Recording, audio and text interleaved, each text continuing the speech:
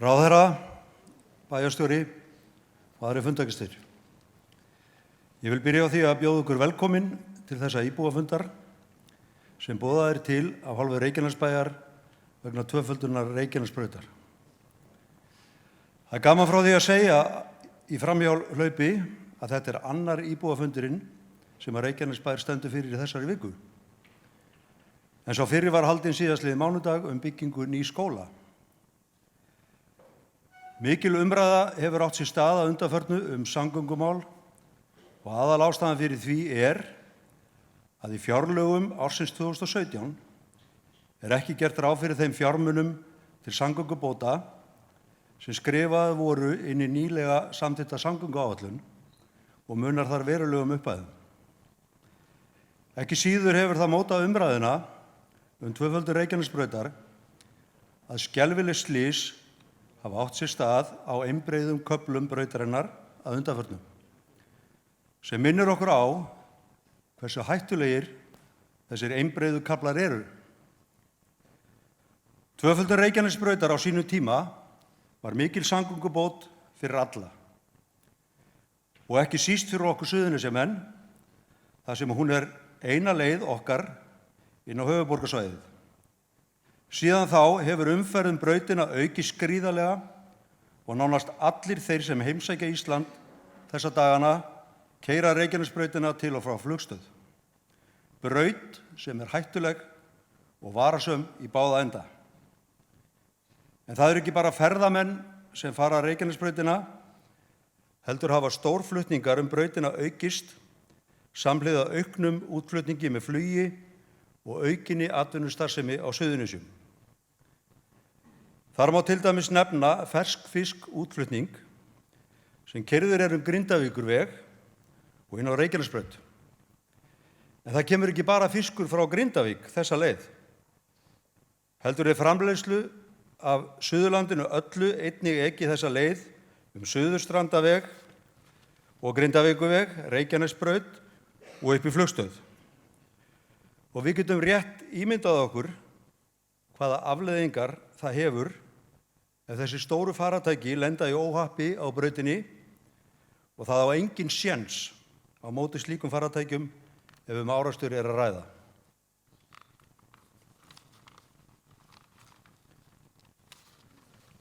Og þarna erum við ekki bara að tala vöruflutningabifreiðar, heldur einnig alla þá hópferðabíla sem keyra Reykjanesbrautina fullir af fólki. Margir hafa látið sig umferðaröryggismál á Íslandi varða og hér á Suðurnesjum hafa sprottið upp hópar sem hafa barist fyrir því að umferðaröryggi yrði bætt. Vil ég sérstaklega nefna 2 hópa af þessu tilefni, en þeir eru áhugahópur örugga Reykjanesbraut sem barðist ötullega fyrir því að Reykjanesbrautin yrði tvöfölduð á sínum tíma. Hinn hópurinn sem ég vil nefna Stopp hingað og ekki lengra. Hópur sem stofnaði var á síðasta ári í kjölfar hörmulegs banaslys á einbreiðum kafla brautarinnar. Hópurinn telur í dag yfir 16.000 manns og hafa forsvarsmenn hópsins lagt sig alla fram við að þrýsta á að umferðaröryggi á Suðurnesjum verði aukið og lagfæringar verði gerðar á hættulegum köflum Reykjanesbrautarinnar. Vil ég þakka þessum aðilum sérstaklega fyrir þeirra framlag við að auka umferðaröryggi hér á svæðinu. Í pallborði sem haldið var á iðnþingi nýverið kom margt merkilegt fram. Meðal annars hvernig slys og banaslys í umferðinni metin til fjár. Og þó að þau okkar sem misst hafa aðstandendur í bílslysum vitum að ekki hægt að meta líf okkar nánustu til fjár, þá það athyglisvert að heyra að eitt banaslys í umferðinni sé metið á 6,5 milljarða eða 6.500 milljónir. Og þrátt fyrir að umferðarmannvirki séu mjög kostnaðarfrek, þá eru slík mannvirki fljót að borga sig, sé þessi tala höfð í huga. En ágætu fundarmenn, við sem búum hér í Reykjanesbæ okkur fullkomlega meðvituð þá stórhættu sem við leggjum okkur í hvert sinn sem við leyfum okkur að taka vinstri beygju af aðalgötu og þjóðbraut inn á Reykjanesbrautina. Og það þarf ekki mikið út á að bregða til að af hljótist stór slys. Þetta er ekki spurning hvort, heldur hvenær eitthvað slíkt gerist. Það að ekki skuli brugðist við þessari miklu fjölgun ferðamanna með samgöngubótum til og frá flugstöð er auðvitað óskiljanlegt með öllu. Hvernig ætla menn að bregðast við ef eitthvað gerist upp í flugstöð sem þarfnast tafarlausra viðbragða, til dæmis af hálfu slökkviliðs eða sjúkraflutningaaðila, ef eitthvað gerist á sama tíma á einbreiðum kafla Reykjanesbrautar sem lokar fyrir umferð? Öll gerum við okkur grein fyrir að samgöngumannvirki af þessari stærðargráðu eru kostnaðarsöm.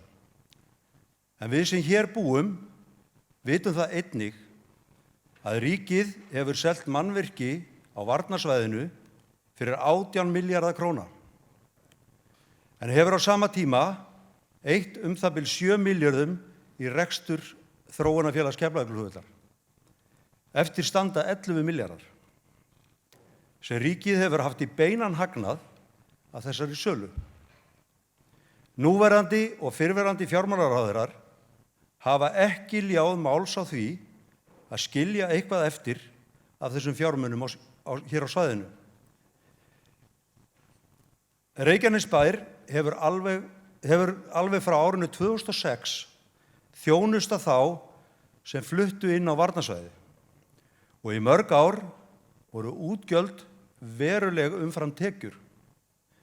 Ætla má að sá hagnaðarauki sem ríkið bjó sig til með sérlögum hafi numið nokkur 100 milljónum króna á kostnað Reykjanesbæjar á tímabilinu. Það er því ekki óeðlileg krafa að eitthvað af þessum hagnaði sem ríkið er að taka til sín af varnarsvæðinu farið í uppbyggingu hér og tvöföldun á þessum kafla Reykjanesbrautar ætti að henta ágætlega til þess að ráðstafa þessum fjármunum.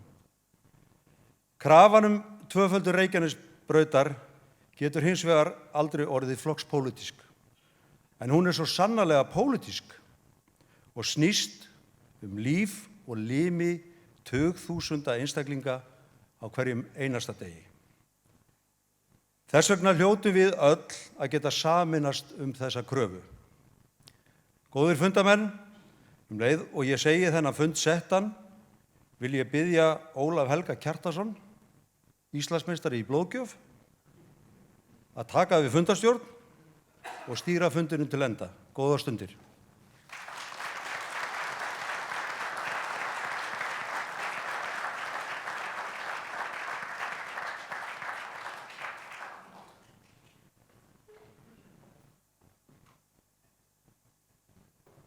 Ágætu fundamenn, ég þakka það traust sem mér er sýnt og við göngum beint til fundarstarfa og ég vil þá biðja fulltrúa stopp hingað ekki lengra, Ísak Erni Kristinsson, að koma upp og hefja mál sitt hér. Gjörðu svo vel, Ísak.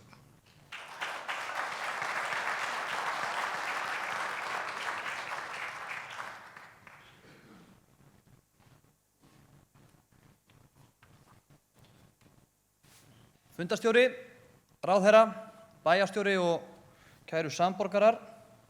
Ég vil nú byrja á því að nýta þetta tækifæri og þakka Reykjanesbæ, forsvarsmönnum Reykjanesbæjar kærlega fyrir að efna til þessa íbúafundar. Ég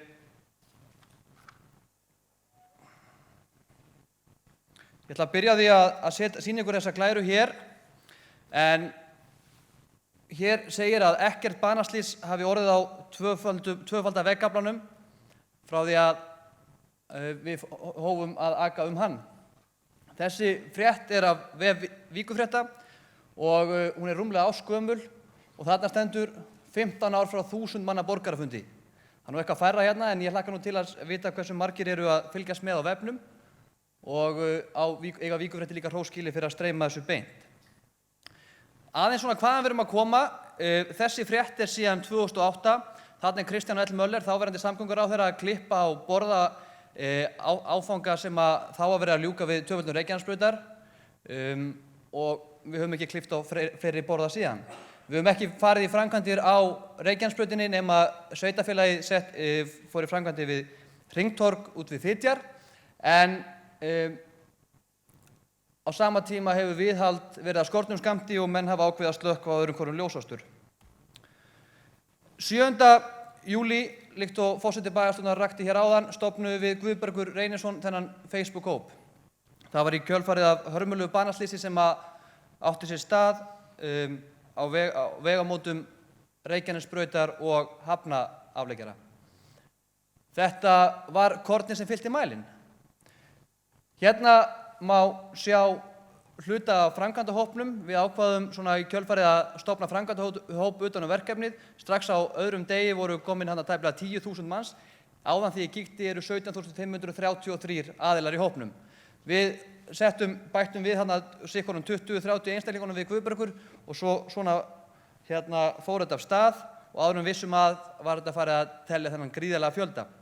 Við erum margt ólík í þessum hópi, erum með mismunandi styrkleika og við höfum skipt með okkur verkefnum, bæði formlega og óformlega. Við höfum haft svona misjafnan tíma til að setjast endilega á funda en við höfum öll tekið okkur stöð innan hópsins og sinnt gríðarlega mikilvægum verkefnum til að halda þessari baráttu á lofti. Strax í upphafi þá settum við fram tímalínu. Við vildum vera skipulögð. Við vildum setja fram markmið og aðgerðaplan. Hvernig við ætlum að ná fram þessum markmiðum sem settum okkur. Og við höfum verið að vinna með svona tímalínur í gegnum allt ferlið. Þegar ein tímalína, þegar henni lýkur, tekum við næsta. Og svo koll á kolli. Við fórum strax í upphafi í svona ýmsar viðburði. Til að mynda settum við upp þetta skilti. Það var auðvitað fúlasta alvara bak við þetta skilti, en það var líka svona ákveðið stönd hjá okkur til þess að fá umræðu og umfjöllun í fjölmiðlum og í samfélaginu. Þarna segir mjög einföld skilaboð, varúð, banaslys hafa orðið á næstu 4 kílómetrum. Akið varlega. Árið 2000 lenti ég í bílslysi á Reykjanesbrautinni.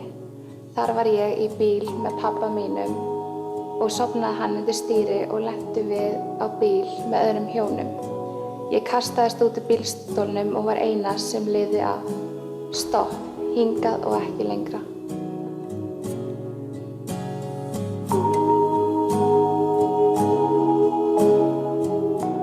Við fórum í þá gríðarlega miklu vinnu að búa til svona myndbönd. Við öll sem búum á Suðurnesjum þekkjum það á eigin skinni að einhver nákominn okkur í okkar eigin fjölskyldu, vinir eða einhver í fjölskyldu vina hafi lent í alvarlegu umferðaróhappi á Reykjanesbraut. Og við fórum í gerð svona myndbanda og þetta hún Sesselja Erna. Hún missti pabba sinn, hún var farþegi í bíl með pabba sínum. Pabbi hennar hét Bensi og það þekktu flestir Bensa. Kraftmikill og vinsæll og hress maður, strákur, ungur kraftmikill maður. Og ef þið þekktu ekki Bensa þá þekktu þeir bróður hans Gunnar Odds knattspyrnumann og hann var mikils metinn í Reykjanesbæ. En það sem var sorglegt við þetta tiltekna slys að það létust 3 einstaklingar, allir úr Reykjanesbæ. Og þetta var kornið sem fyllti mælinn á sínum tíma. Því miður þarf stundum þetta síðasta korn. En hvað hefur breyst síðan 2000? Við getum litið á þetta frá mörgum sjónarhornum. Hérna eitt sjónarhorn. Hérna sjáum við á grafi heildarfarþegafjölda sem fer í gegnum flugstöðina. Þetta auðvitað ekki heildarfarþegafjölda sem kemur út úr flugstöðinni í formi ferðamanna og víða ferðast, heldur þetta líka skiptifarþegar. En með auknum straumi ferðamanna, hvort sem að þeir eru að fara bara yfir hafið að koma til landsins, þá þarf aukna þjónustu, aukin starfsmannafjölda. Við sjáum það, árið 2000 erum við með tæplega 15.000 ferðamenn sem fer gegnum stöðina. Á þessu ári reiknar Isavia með að fari 8,7 milljónir gegnum flugstöðina. 8,7 milljónir. Á sama tíma hafa íbúum á Suðurnesjum fjölgað gríðarlega og spár fyrir komandi ár eru skuggalegar. En við ákváðum strax að fara í að vinna þetta á málefnalegum grunni. Við ætlum ekki skæruharðnað, við ætlum að ræða við þá sem að ráða. Stjórnmálamennir sem eru í því vandasama verki að útdeila gæðum, að útdeila fjármunum, velja og hafna verkefni. Og við fórum strax í það að ræða við þessa aðila. Hér erum við eftir fund með innanríkisráðherra og iðnaðar- og viðskiptaráðherra, Ragnheiði Elínu Árnadóttur og Ólöfu Nordal, og þær tóku afskaplega vel á móti okkur. Ólöf Nordal sýndi okkur mikinn áhuga og gerði allt sem í hennar valdi stóð til þess að vinna áfram veg okkar. Blessuð sé minning Ólafar. Við lögðum fyrir ráðherrann minnisblað, þetta er brot af minnisblaðinu þar sem við röktum aðeins söguna, hvaðan við erum að koma og hvernig við sjáum þetta fyrir okkur. Það kom mér svolítið á óvart og okkur í hópnum þegar við fórum að vinna í þessu máli, að sá hluti, pælið í þessu, sá hluti Reykjanesbrautar sem er ofan Reykjanesbæjar frá Fitjum upp á Flugstöð, hann var ekki einu svona langtíma samgönguáætlun. Hann var ekki einu sinni á langtíma samgönguáætlun. Þannig að, en vegkaflinn Hafnarfjarðarmegin var á langtíma samgönguáætlun og var á framkvæmdartíma árið 2018 og 2019. Mislæg gattamót 2018 og 2019 var að ljúka tvöföldun. Þannig að við ákveðum gott og vel, þetta er á samgönguáætlun Hafnarfjarðarmegin, þannig að við ætlum þá að byrja því að fókusera á það sem er hér Reykjanesbæjarmegin. Og við lögðum til að við færum strax í bráðabirgðaaðgerðir og myndum setja hringtorg á vegamót Reykjanesbrautar, Aðalgötu, Þjóðbrautar og tengja Hafnarveginn inn í stekk, inn í hringtorgi við Fitjar. Og hitt var það að koma þessum vegkafla inn á samgönguáætlun. Við vildum fá að vera með í röðinni. Við vorum ekki að biðja að fara fremst í röðina. Við sögðum, hey ráðherra, megum við vera með í röðinni? Eðlileg krafa. Finnst ykkur ekki? Ég held að. Á meðan vorum á fundinum þá fjarlægði Vegagerðin skiltið. 3 dögum eftir fund ráðherra kom Vegagerðin og lokaði fyrir vinstri beygju. Virkilega vel að verki staðið. Við áttum fallega stund með bifhjólamönnum og leigubílstjórum. Ráðherra kom og hitt okkur á slysstað og þetta var virkilega falleg athöfn og mikill samhugur í þeim sem mættu við þessa athöfn. Við hittum einnig alla þingmenn kjördæmisins og við boðuðum líka þá fulltrúa þeirra þingflokka sem ekki áttu þá þingmenn í kjördæminu og þá voru það Píratar og Vinstri grænir. Þeir eru núna báðu þessi þingflokkar eiga fulltrúa hér í kjördæminu. Píratar sáu sér ekki fært að koma en Svandís Svavarsdóttir kom fyrir hönd VG og áttu við mjög góðan fund þarna þar sem að skilaboðin voru mjög skýr eftir fundinn að þingmenn kjördæmisins, sem voru ekki bara þingmenn kjördæmisins, heldur líka höfðu þarna öfluga mannesku í fjárlaganefnd, við vorum með öflugan mann í samgöngunefnd, við vorum með ferðamálaráðherra og forsætisráðherra. Skilaboðin voru mjög skýr til fundinn. Þau ætlu að standa með okkur í þessu verkefni. Við áttum fund með samgöngunefnd þar sem við lögðum fyrir ítarlega greinargerð og okkur var gríðarlega vel tekið þar og í kjölfarið fóru menn að álykta. Allar bæjarstjórnir á Suðurnesjum ályktuðu með okkar málstað. Hérna er Reykjanes Geopark að álykta. Bæjaryfirvöld í Sandgerði vilja tvöföldun Reykjanesbæjar í forgang. Ekki verður búið við óbreytt ástand vegarins öllu lengur. Þetta segja garðmenn, frábær bókun hjá Reykjanesbæ og þetta gaf okkur vigt. Þetta kom inn, við náðum þessu öllu inn á samgönguáætlun. En á þessum tíma að þá vorum við að detta í kosningar og eins og gerist, sama hvaða flokkur er í stjórn og stjórnarandstöðu, að þá fara menn rétt fyrir þinglok að mynda sér stöðu. Menn ákváðu þarna að ræða óeðlilega mikið samgönguáætlun til að mynda sér stöðu innan þingsins rétt fyrir kosningar við þinglok. Hér til dæmis var þrusur ræða hjá Páli Val, þáverandi þingmanni Bjartar framtíðar. Það var ekki einn þingmaður í salnum. Hún var góðsamt. Þetta var mjög algengt.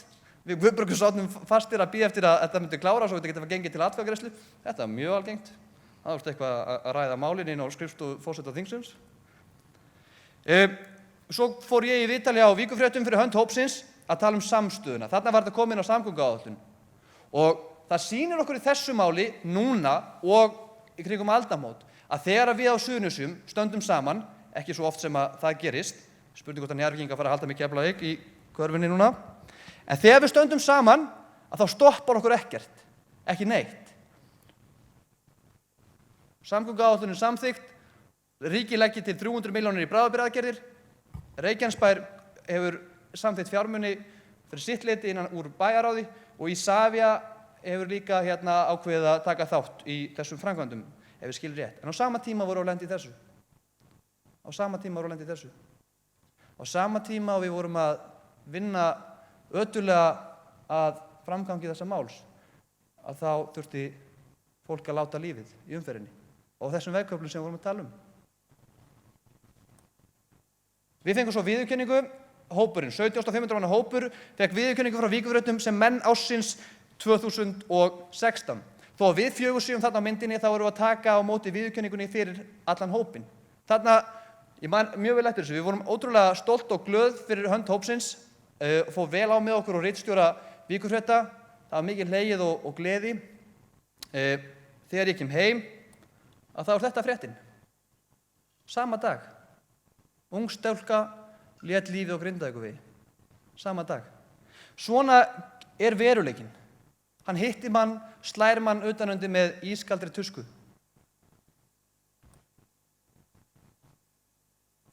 Banaslys á Reykjanesbraut. Alvarlegt bílslys á Reykjanesbraut. Brautin lokuð á þriðju klukkustund. Banaslys á Grindavíkurveginn Íverið. Af hverju er ég nefna Grindavíkurveginn? Mér fannst eðlilegt að ég sem fulltrúi þessa hóps myndi engu að síður ræða líka Grindavíkurveginn. Við á Suðurnesjum lítum á okkur sem eitt atvinnusvæði. Við lítum á okkur sem eitt menntasvæði. Mér ber að skylda til þess að nefna Grindavíkurveginn hér sem fyrrverandi nemandi Fjölbrautaskóla Suðurnesja.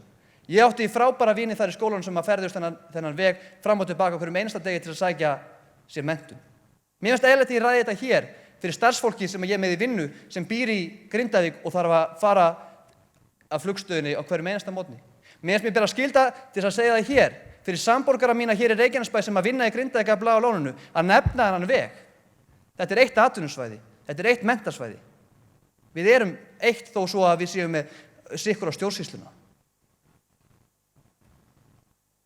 Við hittum nýverið forsvarsmenn Isavia, þó að Isavia kom ekki beint að þessum málum að þá situr forstjóri Isavia í samgönguráði sem að gerir tillögu að samgönguáætlun sem að leggur fyrir ráðherra og við vildum að heyra þeirra skilaboð. Skilaboðin þeirra eru skýr, þau standa með okkur. Þetta skiptir þá auðvitað máli.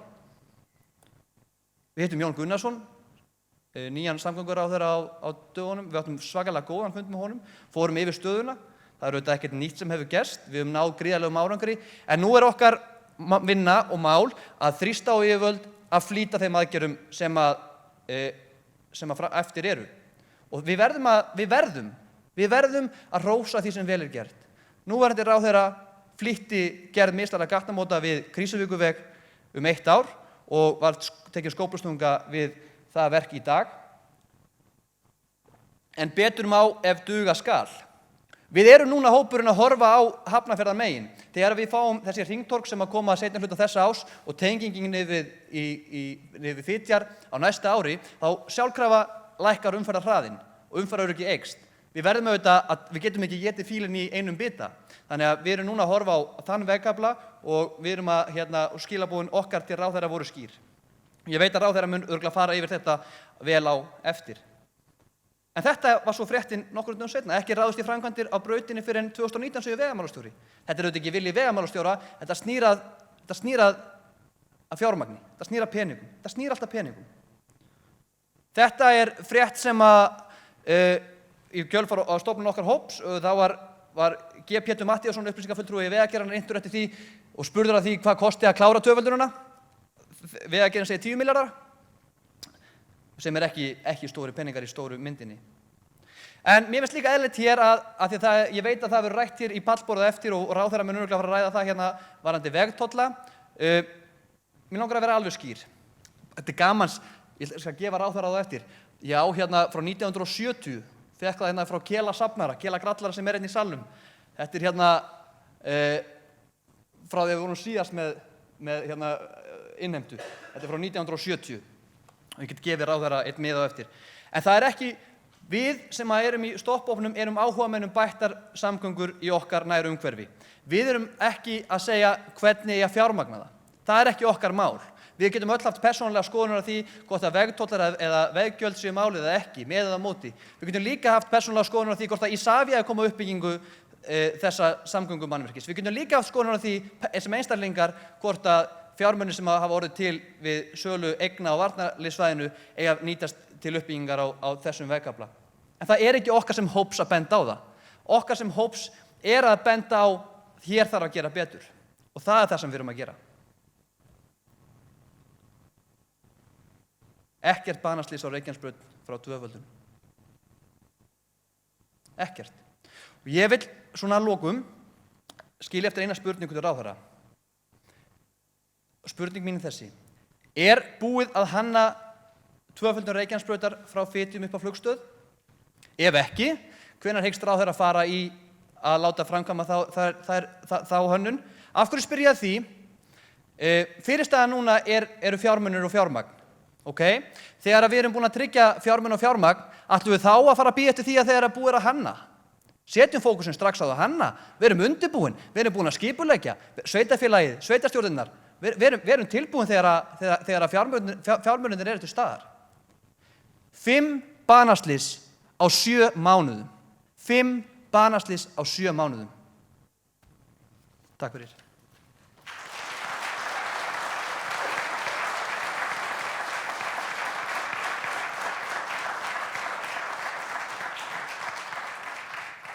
Þakka þér, Ísak. Þá næstur Guðlaugur Helgi Sigurjónsson, sviðsstjóri umhverfis öryggissviðs Reykjanesbæjar, og ég býð þig að koma hér upp og hefja mál þitt.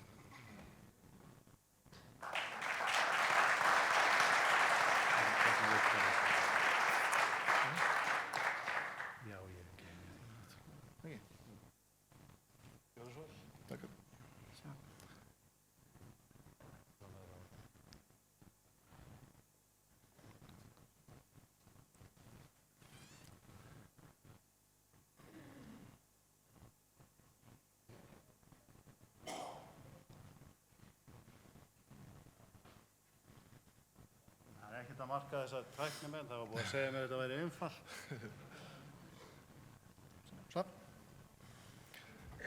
Ég er ekki á leiðinni í framboð, þannig ég segi bara góða fundamenn. En ég ætla að fara aðeins yfir framkvæmdir sem hefur verið farið í og svo sem við ætlum að fara í framtíðinni, núna í ár bara. Fyrst sýningu hvernig Reykjanesbær var 2005. Þá var bærinn eða byggðin bara með sjávarsíðunni. Reykjanesbraut var svona ofanbyggðavegur með fyrir ofan brautina. Tiltölulega fáir að keyra, ekkert fáir en samt töluvert mikið minna en núna. Svo breytist þetta 2006, þá kveður herinn. Og í raun og veru við það breytist bærinn svona. Við fáum 1 stykki í hverfi, 3-4 manna hverfi, fullbyggt í hendurnar og Reykjanesbraut sker í raun og veru sundur sveitarfélagið með tilheyrandi hættum. Það voru auðvitað 3 gatnamót, bæði 2005 og svo áfram, eins og núna aðalgata, Þjóðbraut og Hafnarvegur. Eins og þetta var þá voru starfsmenn að koma til vinnu milli 7 og 8 til hersins og fara heim milli 4 og 5. Þá var bara traffík á þessum gatnamótum. En eftir þegar herinn fór og þetta var almennt hverfi, þá var náttúrulega farið þarna öllum tímum sólarhringsins. Nú það er líka að við þetta að þá er náttúrulega íbúar sækja þjónustu milli hverfa, skólabörn sækja skóla milli hverfa. Við sáum orðið börn á hjólum fara yfir Reykjanesbraut, gangandi yfir Reykjanesbraut, mikil og slys við Grænarsbraut. 2008 og 2009 var bara nánast, það var ótrúlega mörg slys sem að urðu á þessum kafla. Þrátt að þessi gatnamót hefði verið í notkun, þá urðu bara einhvern veginn fleiri og meiri. Það er búið að gera töluvert. Ég er búinn að vera í þessu starfi frá 2008 og hefur nánast verið á hverju einasta ári með eitthvað verkefni í höndunum með Vegagerðinni. Verið að ýta mikið á framkvæmdir. 2010 fáum við hringtorg og undirgöngu undir Grænarsbraut, við Grænarsbraut. Það var mikið þörf á því. 2012 þá lagfærum við aðeins gatnamótið við Stekk, setjum fráreina vasa þannig að menn sáu frekar ef að menn voru að fara út af Reykjanesbrautinni, minni hætta, en það var samt stórhættuleg gatnamót. 2014 er hraðatekið niður í 70 á þessum kafla frá Fitjum og til upp í Flugstöð í raun. Nú við fáum nýtt hringtorg 2014-15 við Stekk, við Fitjar. Og svo vorum við núna að klára undirgöng undir Reykjanesbraut við Hafnaveg.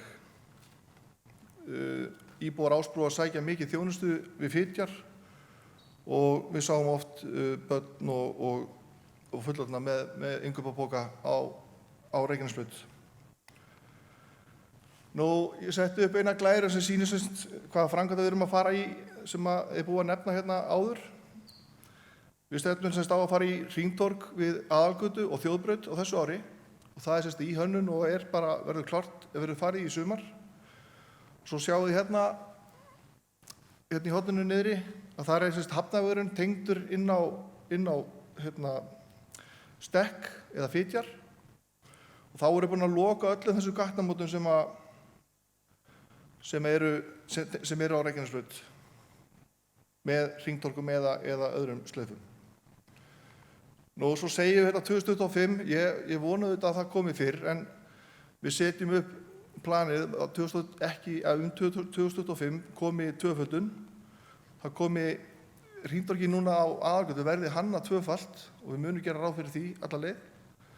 Það komi misla gatnamót norðan við Grænarsbraut. Þetta er allt saman samkvæmt aðalskipulagi, þannig að það er ekkert sem að stoppar skipulagslega sig í þessu máli.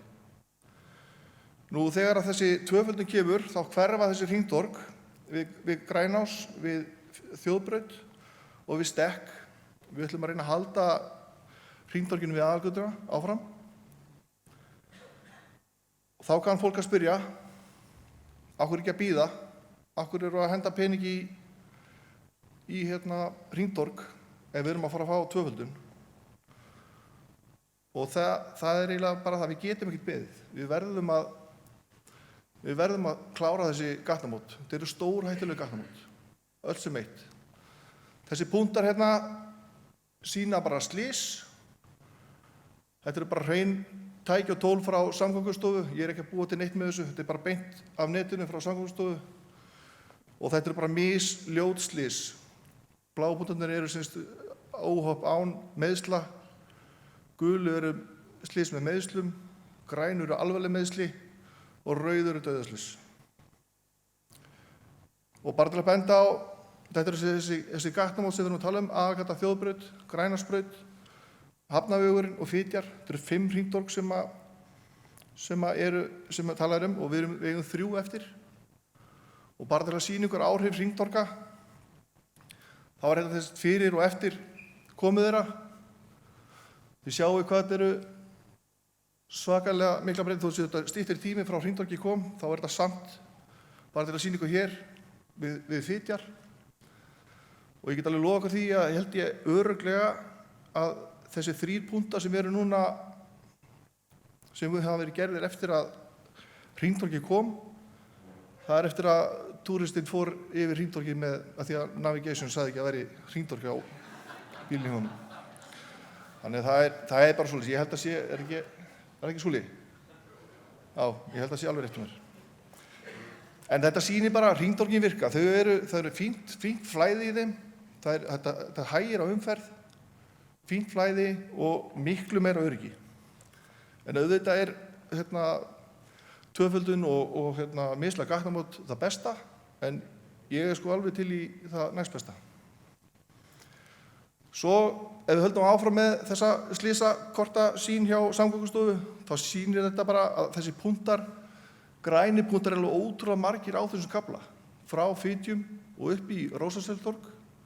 Það er alveg með ólíkindum hvað eru margir grænir punktar sem þýðir bara alvarleg slys, svo ég tala ekki dauðaslysin. Og til að vera sanngjarn þá þessi dauðaslys ekkert alltaf út af vegakerfi, það er alls ekki. Frekar kannski grænu punktarnir sem eru þannig, en þetta er ótrúlega mikill fjöldi, þetta er bara frá 2006. Allir þessi punktar. Ef við förum aðeins yfir í framkvæmdir í sumar, þá er þessi 2 hringtorg sem við erum að tala um, við Aðalgötu og Þjóðbraut. Og við græðum svolítið að því að við höfum nægt pláss, eins og því sýningur hérna. Við erum að hanna torgið þannig að við förum til vesturs, þá sleppum við bæði við lagnir og við getum unnið töluvert í hringtorgunum á þess að loka eða búa til hliðavegi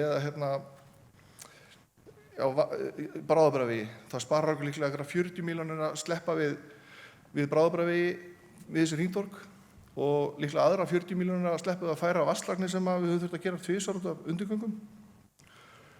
En þarna þá þjóðbrautin sem og við tökum eins. Við settum upp í ganni, við munum fara í þetta suman á þess að loka, auðvitað verður aldrei Reykjanesbrautin lokað, en við reynum að búa þetta til þannig að við getum unnið til dæmis í þessum óranslit. Þeim getum við unnið í án þess að loka brautinni alveg. Svo þetta bara unnið þannig að við munum taka kafla og kafla. Það verða eitthvað tregðun á umferð en aldrei lokun og aldrei munum við alveg loka fyrir bæði hringtorgin. Það verður alltaf annar leggurinn í lagi. Og þetta þá í lokin, þá er bara yfirborðsfrágangur eftir. Nú gögnin verða klári í apríl á báðum þessu göngum. Boðið út strax í apríl og væntanlega hefst vinna þarna í júní. Við ætlum að ljúka þessu fyrir 1. september og þá verður einhver yfirborðsfrágangur eftir. Við munum leggja til að hraðinn verði tekið niður í 50 km hraða við hringtorgin. Það eru 600-700 metrar á milli hringtorga.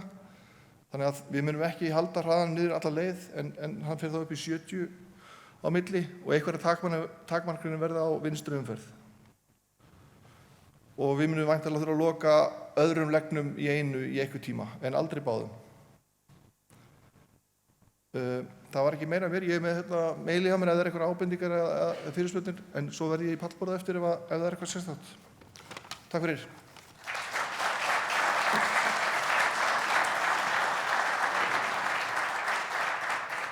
Þakka þér fyrir Guðlaugur. Þú voru að muna eftir því að láta í leiðsögutækin allar nýjar upplýsingar hringtorg.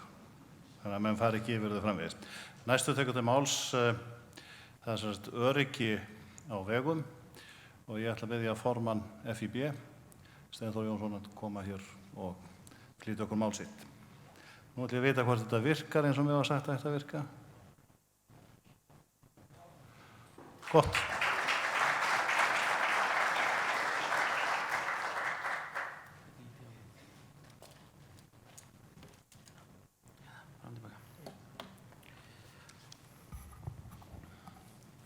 Já, ráðherra, bæjarstjóri, góðu fundamenn.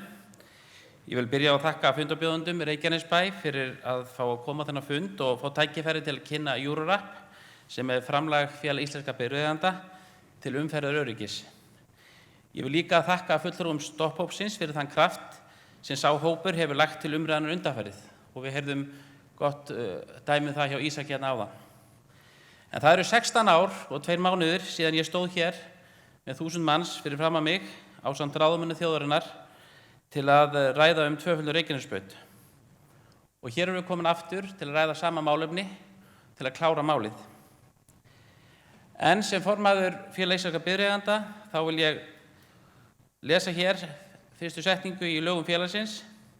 En tilgangur félagsins er að sameina bifreiðaeigendur á Íslandi, efla umferðaröryggi, umferðarmenningu og gæta hagsmuna bifreiðaeigenda. Og ég ætla hér aðeins að kynna fyrir ykkur verkfæri sem við erum með, sem við kallum Eurorapp og er alþjóðlegt verkefni. Eins og sjáið þá er Eurorappið víða heiminn og hefur byrjaði árið 2004 og hefur aukist mjög mikið undanfarið.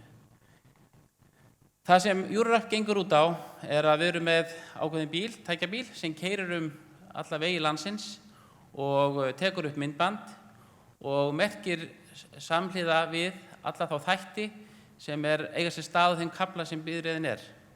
Þannig að við förum yfir götulýsingar, umferðarmagn, hrað á vegum og merkjum það inn á.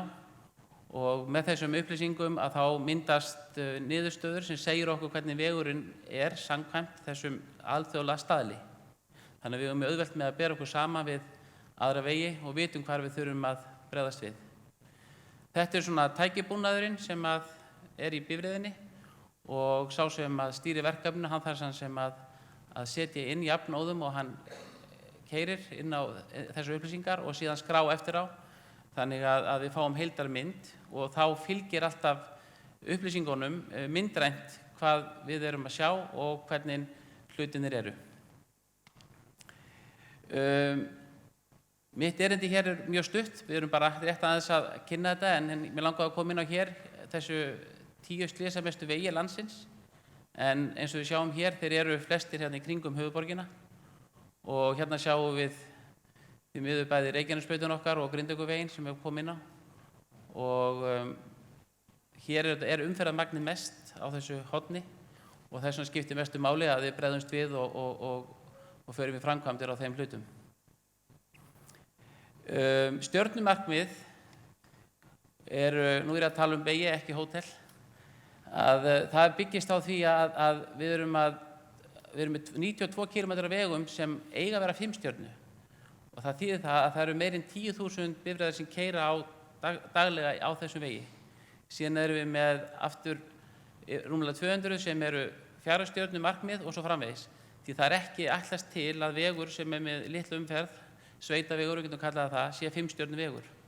Þannig að samtals erum við að tala um 389 km sem flokkast undir 3, 4 og 5 stjörnu. En ég vil samt taka fram að Eurorappið að við erum búin að taka alla vegi landsins og þegar við munum klára verkefni núna eftir 2 mánuði rúmlega, að þá erum við með fyrstu löndum í heiminum til að klára allt vegakerfi. Og það er mjög gaman að því að geta gert það. En ég vildi endilega fá tækifæri hér í ljósi fundarins að koma aðeins með komin á Reykjanesbrautina.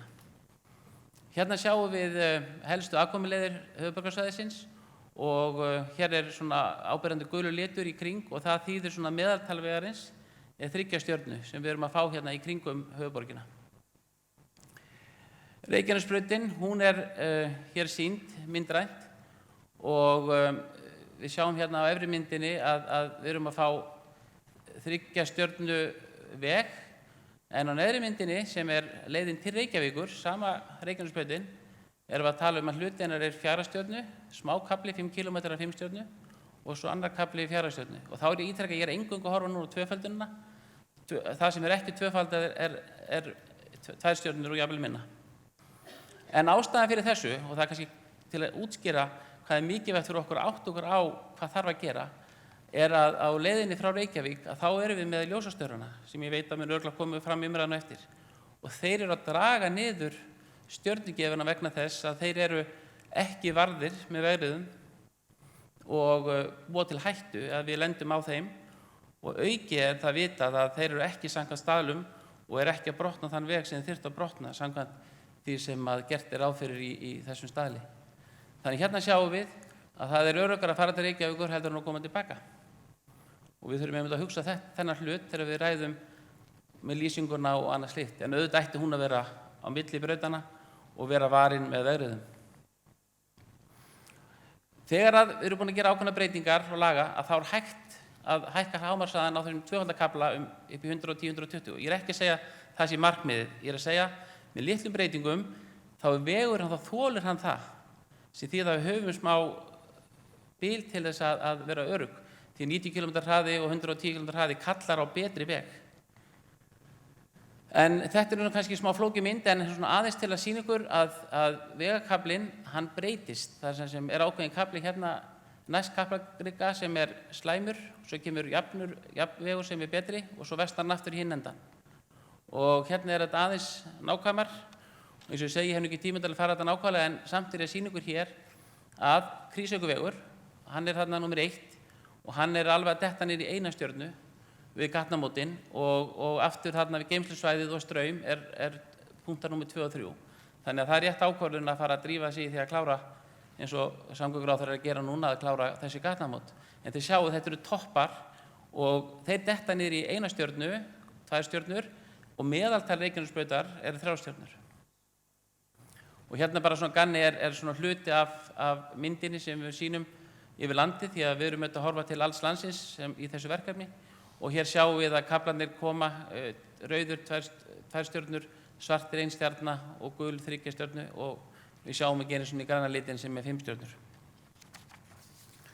En kæru fundamenn, ég hitti Jón Gunnarsson, nýjan samgönguráðherra á fundi fyrir 4 vikum í ráðuneytinu til að ræða framkvæmdir, til að auka umferðaröryggi og leiðir til þess. Og þar að meðal ræddum við fjármögnun og hugsanlega vegtolla. Og við Jón vil ég segja þetta, Það þarf hugrekki til að þora að leita leiða til að auka fjármagn til samgöngubóta og það þarf hugrekki til að nefna nýja leiðir svo sem vegtolla sem fyrirfram er vitað að meirihluti almennings hefur verið á móti og mitt neytendafélag þar á meðal.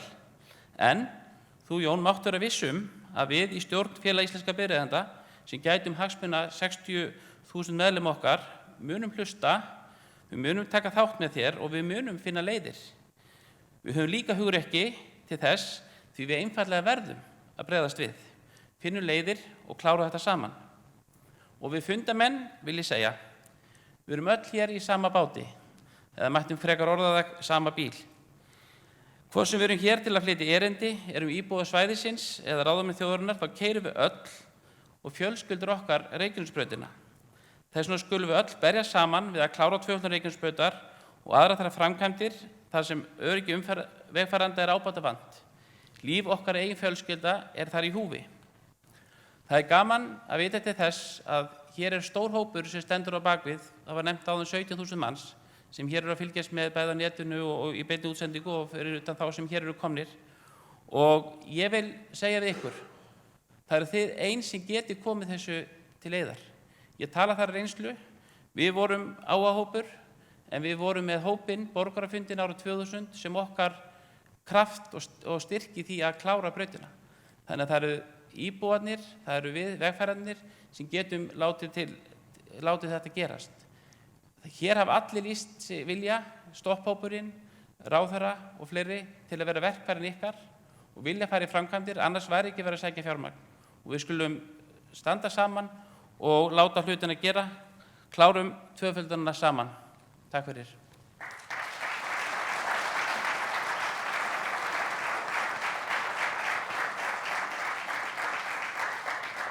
Þakka þér, Steinþór, og þá er komið að stóru stundinni.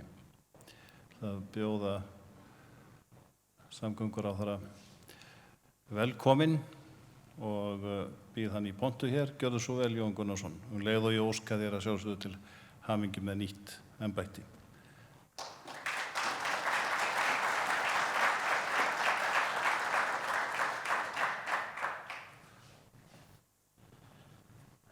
Þakka þér fyrir, góðir fundamenn, og þakka ykkur fyrir að bjóða mér á þennan fund hérna með ykkur í kvöld.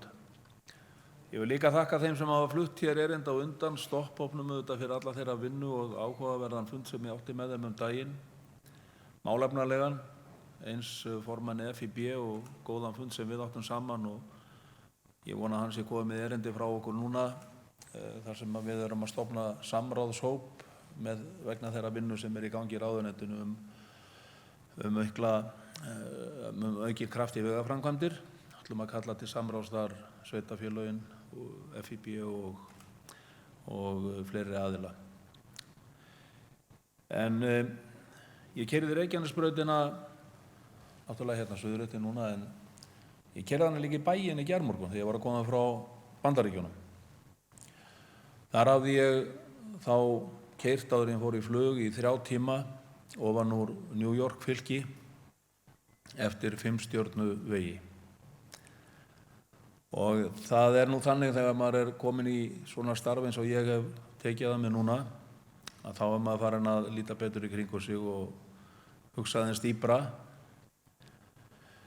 Og það var mjög sláandi að fara með þann þangagang af vegakerfinu þarna úti og koma svo og keyra Reykjanesbrautina hér í bæinn. Ekki bara auðvitað stærðin og fjöldi akreina og allt þetta, heldur kannski hitt sem að skiptir meira máli, merkingar, frágangur, aðvaranir, allt þetta sem að kannski er hvað besta forvörnin gagnvart slysum. Ég held að sé verulega mikilvægt fyrir okkur að taka okkur tak þarna og allt ber þetta þess merki að hver naumt hefur verið skammtað á undanförnum árum og það er kannski skiljanlegt í ljósi erfiðra aðstæðna sem gengur við okkar samfélag. Að sama skapi að þá er eðlilegt að fólk sem hefur mikla væntingar núna þegar að vel er farið að ganga. Við finnum það öll að það gengur miklu betur, við sjáum það að það er verið að taka á meiri myndarskap. Ferðaþjónustan hefur dregið efnahagsbatan og stoðir Íslands samfélags hafa styrkst og afkoman hefur batnað og við getum gert miklu meira núna og þá finnst öllum röðin komin að sér, eðlilega, en það í mörg horn að líta. Og í fyrra, milli áranna 2016 og 2017, þá jökum við útgjöld ríkissjóðs rúmlega 50 milljarða, kringum 52 milljarða. Það miklu meiri aukning í útgjöldum ríkissjóðs á milli ára heldur en nokkru sinni hefur verið áður og ég þora að fullyrða að verði nokkru sinni á næstu árum aftur. Það miklu meira en við getum vænst á milli ára almennt. Og það var við þessar aðstæður sem að samgönguáætlun var samþykkt í haust. Nokkuð mikið bjartsýnisáætlun, allt saman mjög þörf verkefni sem að skýrir vel fyrir okkur þá alvarlegu mynd sem að við okkur blasir í samgöngumálum land allt. Þá vissum menn það að það var meira í pípunum. Við vissum það að það yrði til ráðstöfunar miklu meira fé inn á þetta ár heldur en við höfum haft áður úr að moða. Og síðan kom að því að vinna fjárlög. Og með allan þennan mikla mun, að þá muniði bara hvernig umræðan var í aðdraganda fjárlaga. Hvar krefti skóinn mest, hvar þurftum við nauðsynlega að setja mesta fjármagnið? Jú, það var almenn sátt það að það yrði í heilbrigðismálin og velferðarmálin. Og langstærstu hluti þessa fjármagns fór í þessa málaflokka. Á þriðja tug milljarða í velferðarmálin á milli ára. Og áttum okkur á því að það var ekki einskiptisframlag, það framlag sem komið til að vera, ár eftir ár eftir ár. 4,6 milljarðar í samgönguframkvæmdir. Það auðvitað gríðarlega miklir peningar, 4.600 milljónir, og bætir stöð okkar frá því sem hefur verið á undanförnum árum mjög mikið. Það eru 20 milljarðar nánast á einu kjörtímabili. En við vitum öll í raun vonbrigðin sem að þessu fylgdi. Væntingarnar höfðu verið gefnar og það fylgja því mikil vonbrigði þegar ekki hægt að uppfylla þær. Það vantaði sem sagt tæpa 10 milljarða upp á að hægt var að fjármagna framkvæmdir á þessu ári sem að gert var ráð fyrir á samgönguáætlun. Og það við þessar aðstæður sem að ég kem í þetta ráðuneyti. Og ég fer að horfa á þessi verkefni sem við okkur blasa. Verkefni hér, hjá ykkur, Reykjanesbrautina, frá flugstöðinni, inn og í gegnum Hafnarfjörð, einhver fjölfarnasti vegur í landinu. Það farið 16-17.000 bílar á dag. Ástandið vesturum, það sem að blasir við okkur að það þarf að tvöfalda Kjalarnes, það þarf að leggja Sundabraut, það þarf að komast áleiðis upp í Borgarnes. Ástandið hérna suðurum, þar sem að við verðum að tvöfalda milli Hveragerðis og Selfoss, mislæg gatnamót við Hveragerði, nýja brú á Ölfusá fyrir ofan Selfoss. Gamla brúin, þessi fallega brú, hún að gefa sig undan þessu mikla umferðarþunga. Hún þolir þetta ekki. Og síðan kemur allt hitt. Allt hitt. Og það má reikna með því að þessi vinna sem í gangi núna til að ná utan þessi verkefni á þessum 3 aðalleiðum, að verkefnið að ná utan hvað kostar það að fara í að fullklára vegaframkvæmdir á þessum leiðum og hvernig getum við mögulega fjármagna slíka framkvæmdir. Sennilega liggur þetta einhvers staðar að mínu mati og ég að skjóta aðeins svona í myrkri, en það kemur ekkert óvart að þetta myndi liggja í kringum 100 milljarðar. Þetta verður vel á 2 milljarða bara leiðin héðan inn og í gegnum Hafnarfjörð. Og þá eigum við allt hitt eftir. Þannig að þetta hátt í 100 milljarðar. Og ef við setjum þetta í samhengi við það, að það sem við höfum til framkvæmda á þessu ári, til nýframkvæmda, eru innan við 10 milljarðar. Við urðum að setja verulega aukningu í aukið viðhald og það kemur inn á þessar merkingar og þetta sem ég var að horfa á en minnast hér áðan var munurinn á því sem maður sá úti og hér.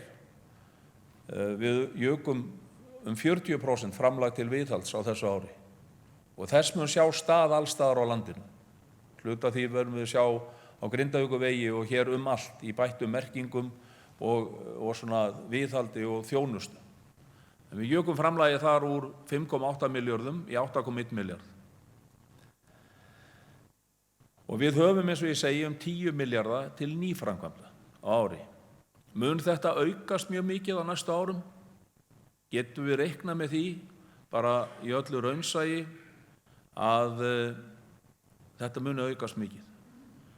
Já, við getum ekki reiknað með því að það verði 50 milljarða útgjaldaaukning hjá ríkissjóði eða svigrúm til hennar á næstu árum, á milli ára.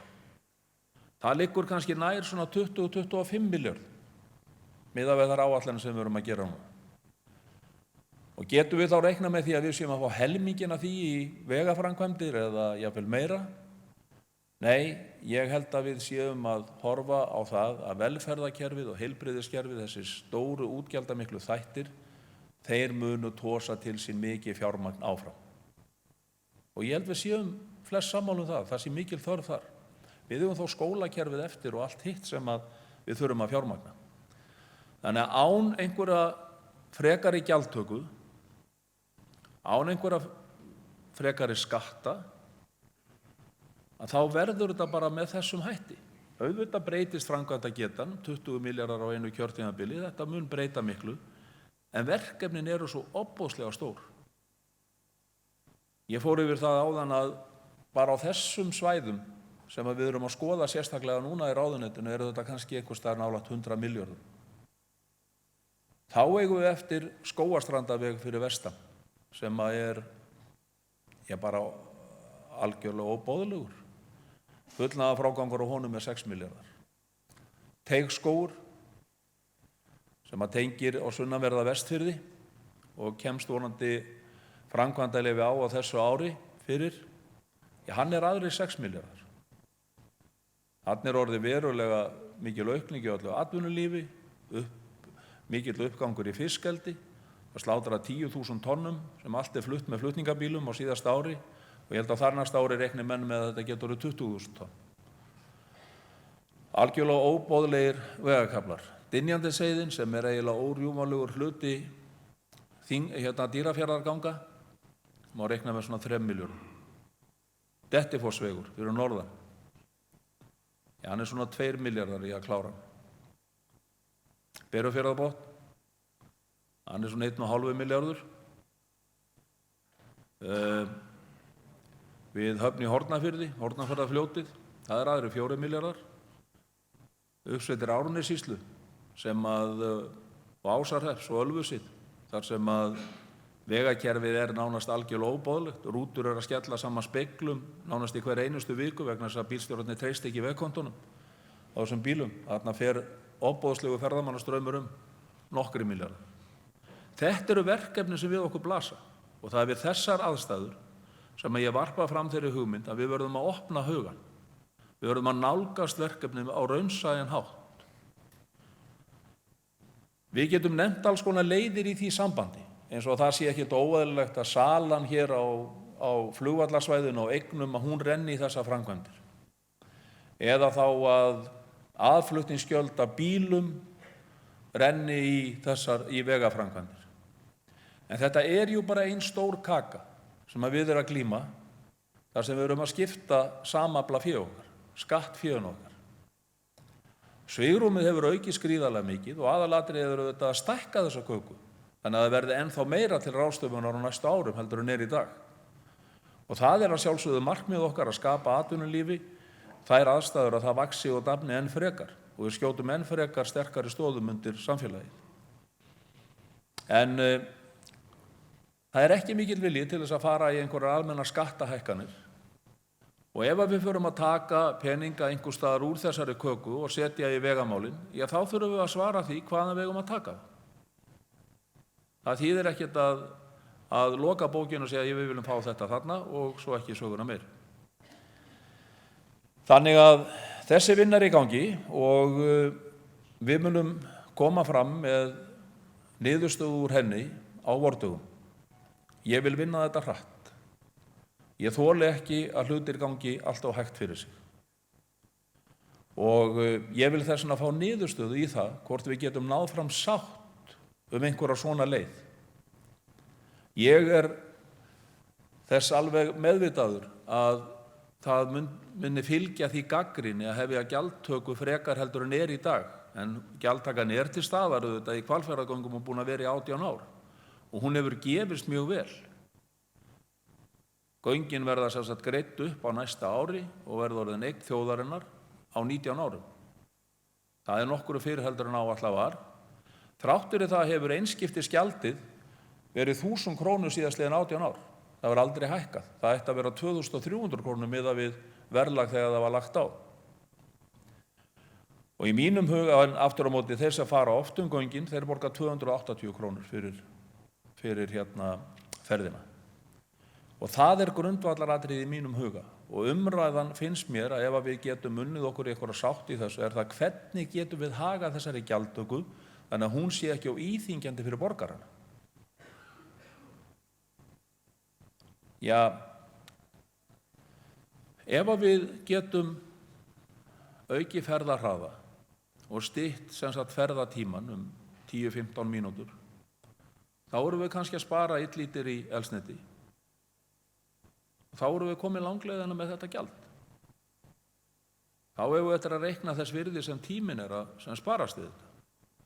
Og síðan eigum við eftir að taka rúsina í pylsuendanum sem að er fækkun slysana, sem eru auðvitað stóri samfélagslegi ávinningurinn, hvernig sem á það er litið. Þannig að þjóðarslegi ávinningurinn er gríðarlega mikill. Það er á þessum forsendum sem ég finnst þurfa að nálgast þetta og þá hafa menn eðlilega spurt mig, en allt í lagi, ef við hugsum einhverjar svona lausnir og leiðir hér á þessum svæðum, næst höfuðborginni, akkur er þá ekki fyrir norðan? Akkur ekki fyrir vestan og austan? Mér finnst það mjög eðlileg spurning og ég segi bara já, akkur ekki? Og ég hef verið á fundum núna nokkuð víða landið og í Vík í Mýrdal til að mynda, þar vilja þeir fá veginn flutta niður á sjó og stutt göngi gegnum Reynisfjall og þeir segja bara ef það er hægt að hraða þessari framkvæmd þá viljum við borga veggjöld.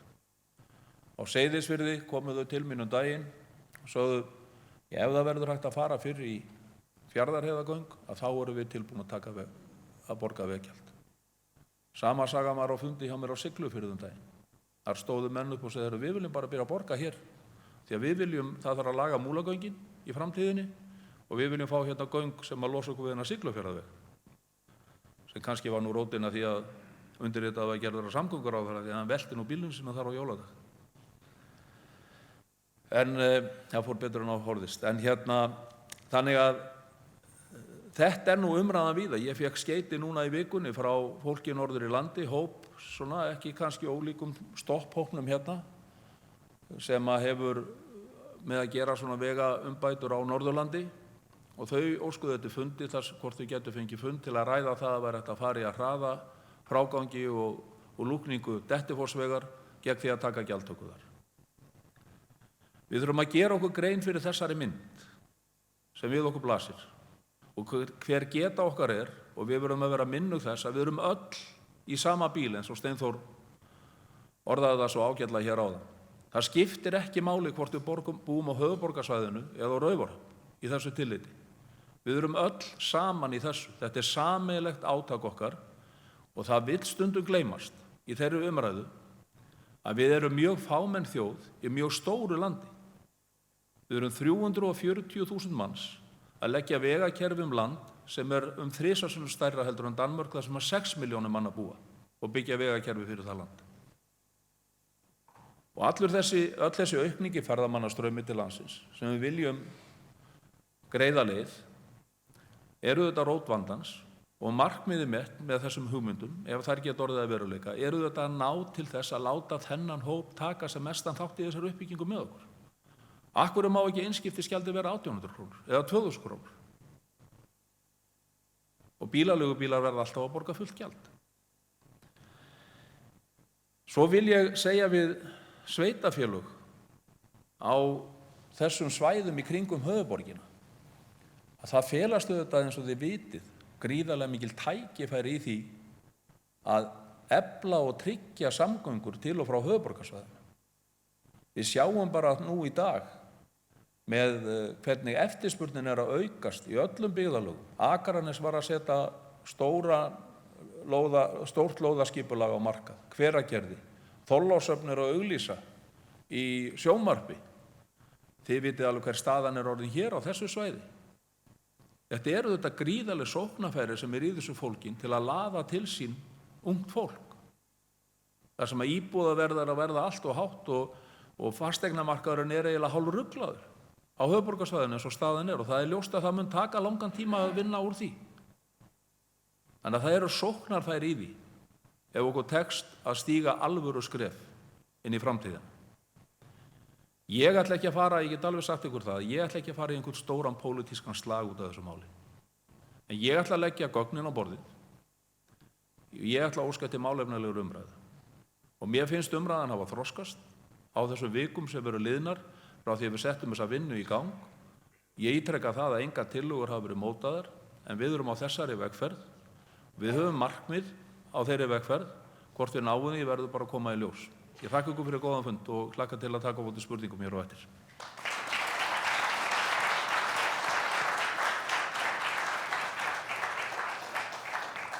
Þakka þér, ráðherra góður, og þá er væntanlega komið að því að fá þá til að mæta sem eiga að vera hér í panel, og það er Ísak Ernir, það er Guðlaugur og það er Steinþór, bæjarstjórinn, og hverjum er ég að gleyma?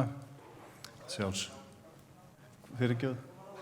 Ég ætla á fyrirgjöf, hann fær ekki að koma nálægt þess að það er rétt. Ég ætla að biðja ykkur að koma hér upp og gera ykkur klára fyrir spurningarnar. Ég gerir ráð fyrir að það verði margar spurningar og ég vil biðja menn það að vera mjög málefnalegir, biðja menn það að vera stuttorðir og beinskiptir og flíka hér góðum hugmyndum. Þannig að þá getum við byrjað. Það er kannski spurning það, þið ágætu meðlimir hér við háborðið, hvort að þið viljið hver sig fá svona mínútu til þess að segja frá því hvað ykkur er efst í huga eftir þessar umræður, og síðan myndum við þá hleypa að almennum fyrirspurnum. Hver vill byrja? Gjörðu svo vel, Guðbrandur. Ég vil ekki að nota mikrofónum svo að heyrist í okkur. Ég vil bara byrja á því að þakka fyrir þessa framsögur sem að hér hafa verið, sem að minni hyggju sýna okkur við hvað er að etja. En ég vil jafnframt lýsa ánægju minni með það sem er verið að gera hér upp á braut, sem að þrátt fyrir að við séum ekki að fá hið endanlega skipulag á Reykjanesbrautinni hér fyrir ofan okkur, þá er þó verið að gera úrbætur sem að munu breyta stöðunni verulega. Að sjá þessi hringtorg verða veruleika mun koma í veg fyrir verulega alvarleg slys sem að gætu átt sér stað á þessum köflum sem að umræðir. Þannig að ég fagna því að það sé verið að fara í þessa vegabætur í sumar. Ég veit til þess að sveitarfélagi er að leggja fjármuni í þessi hringtorg og þau munu að sjálfsögðu koma okkur til góða bæði íbúum og ferðalöngum sem hér fara og ekki síður koma starfsfólki sem að vinnur upp í flugstöð til góða, sem er að fara jafnvel mörgum sinnum á dag þennan vegarspota. En ég verð nú að segja, þrátt fyrir góðan ásetningar á þeirra að gera betur, þegar að menn tala 100 milljarðana og ræða síðan 2,5 milljarð á hverju ári, þá sjáum við alveg hversu langan tíma. Ég held að flest okkar verði komin í kirkjugarðinn áður en að við sjáum allar þessar vegabætur sem að við þurfum að fá hér í kringum okkur. En vonandi finnum við bara leiðir. Við höfum að vera tilbúin til þess að skoða allar leiðir, og ég veit að hver einasti hlutur kostar, hvort sem það er vegur eða eitthvað annað. Þannig að það er ekkert frítt í þessari tilvilu. Þannig að ég er tilbúin til að hlusta á alla möguleika. Já, örstutta sem að er mér efst í huga eftir þessa framsögur komandi svolítið úr þessum félagsmála geira sem að ég kom nú úr inn á þing, hafandi verið í forystu fyrir björgunarsamtökin í mörg ár þar sem að samstaðan og var styrkurinn, að þá er mér nú eiginlega efst í huga þakklæti til þeirra sem að vinna þessum málum fyrir okkur, eins og FIB með þetta Eurorapp verkefni. Þetta er alveg einstakt. Við skulum vera hér með sérfræðing á þeirra vegum sem að kortleggja allt landið, vegakerfið. Ég hef fengið fyrirlestra á yfirferð, þetta er mjög faglega gert. Þetta er félag áhugamanna sem að vinna þessa vinnu í þágu okkar allra. Og það er mér ofarlega í huga eftir framsögurnar að þakka fyrir það og eins þá stopphópurinn fyrir þá vinnu og þá samstöðu sem hann hefur náð saman með íbúum svæðisins og langt út fyrir það og þeim árangri sem það er að skilast. Það sýnir okkur það hvað samstaðan getur skilað okkur þegar við tökum saman höndum. Já, þegar við horfum yfir þetta svið sem við erum búin að tala og þá eru þau peningandi sem koma auðvitað fyrst upp hjá okkur.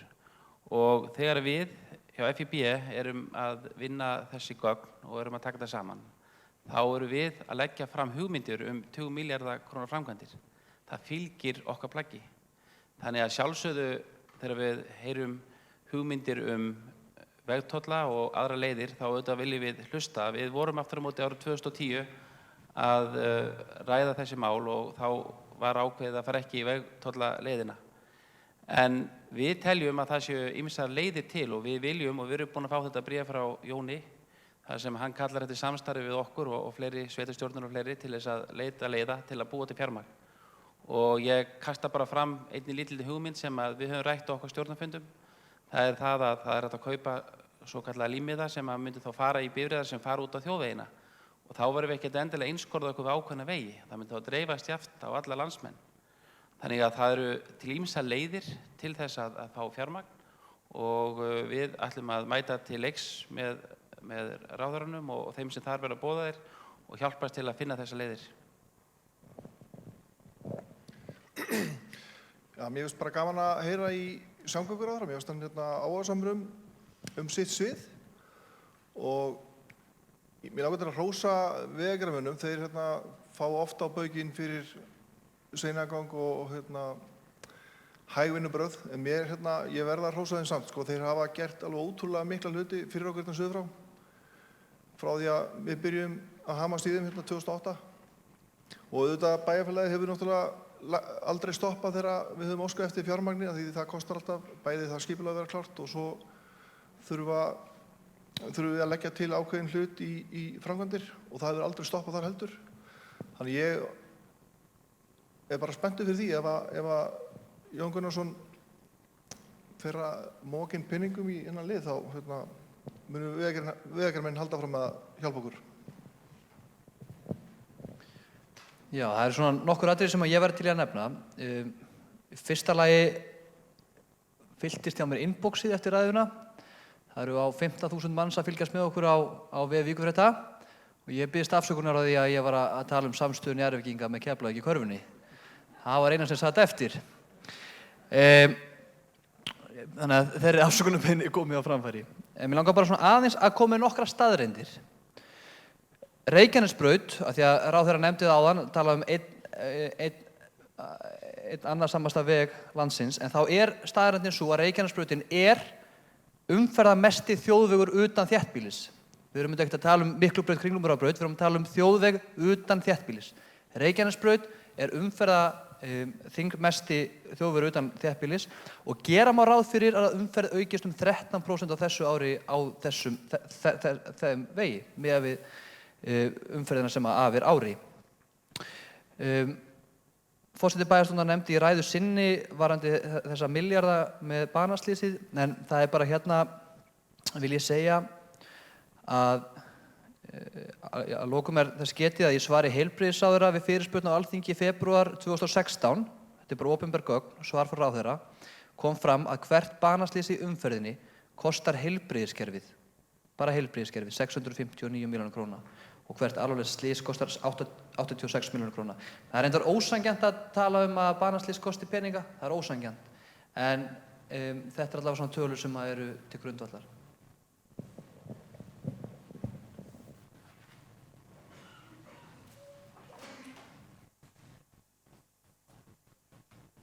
Ágætu fundamenn, ég held að það sé komið að ykkur. Þið sjáu að það er búið að stilla upp mikrofón þarna á miðju gólfið, þannig að þeir sem vilja nota tækifærið og spyrja frumælendur, ráðherra og aðra. Ráðherra fékk reyndar eina spurningu hér áðan það hvenær ætti að tvöfalda frá Fitjum að Flugstöð. Já, fyrirgefðu, ég ruglaði því saman því að það komur auðvitað í ljós að sko, framkvæmdin ekkert á dögun en hönnunin eitthvað sem lögður áherslu á, þannig að þar svo sem ein spurning komin. En ég sé að það eru tveir komnir þarna. Nú get ég loksins ávarpa bæjarstjórann, ég ætlaði alls ekki að gera því að ráðherra. Það er allt of snemmt. Já, góða kvöldið. Kjartan Már heiti ég, Kjartansson, og hér sem bæjarbúi, fyrst og fremst. Ég langar til þess að beina spurningu til Jóns og þakka ykkur ágætu frumálendur allir fyrir ágætt innlegg og ágætt erindi. Þar sem að vegtollar eru eins og í Hvalfjarðargöngum og víða erlendis, þar hafa menn val aðra leið sem oftast ókeypis, þó hún sé hægfara í samanburði við kannski hraðbrautir eða eins og í Hvalfjarðargöngunum þá geta menn farið fyrir fjörð en í okkar tilfelli á Reykjanesbrautinni þá ekkert val ódýra eða ókeypis leið. Er það pælingin, Jón, að gera þetta þannig úr garði að þeir sem vilja stytta sér leið, fara hraðar og tilbúin að borga fyrir það, þeir geti gert það og þeir sem vilja þá fara hægfara leið geti þá valið það í okkar tilfelli? Já, þakkaði fyrir þetta. Ég held nú að sko, það blasir við okkur að einmitt á þessari leið og kannski suður líka að þá eru kannski ekki raunhæfar aðra leiðir eins og Hvalfjörðurinn var og raunhæfur valkostur þó að hann sér það í raun og veru ekki fyrir þá sem að fara allavega oft á milli vegna þess að þegar að gjaldið 280 krónur þá þetta stór sparnaður á því að fara þessa leið en það þess vegna sem ég kom inn á þetta áðan sko, að í mínum huga verður að vera meiri ávinningur fyrir þá sem að fara reglulega þessa leiðir það verður að verða meiri ávinningur af framkvæmdunum heldur en áður og ég held að það þarf ekki að verða svo mikill sparnaður í tíma og þar með í eldsneytiseyðslu til þess að vega upp greiðslu á gjald eins og í Hvalfjarðargöngunum. Nú ég ekki að segja að það sé leiðin. Sko. Það eins og kom hér fram áðan. Það eru margar mögulega leiðir í þessu og við munum auðvitað leita fordæma erlendis. Það engin tilviljun að það eru flestar þjóðir búnar að taka upp svona kerfi eða að taka þetta upp. En ef við förum þessa leið, þá þurfum við bara að finna sanngjarna leið fyrir þá sem að nota þessi samgöngumannvirki mjög reglulega vegna vinnu eða skóla eða eitthvað slíkt og ávinningurinn verður þegar upp verður staðið að vera meiri fyrir þá heldur en var.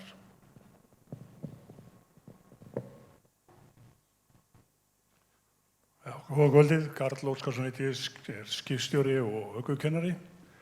Ég mjög ánægður með framsögunar hérna og hvað lagt mikið upp úr allu þessu bættri samgöngu. En það eitt sem stingur mig sérstaklega að það aldrei minnst á mannlega þáttinn.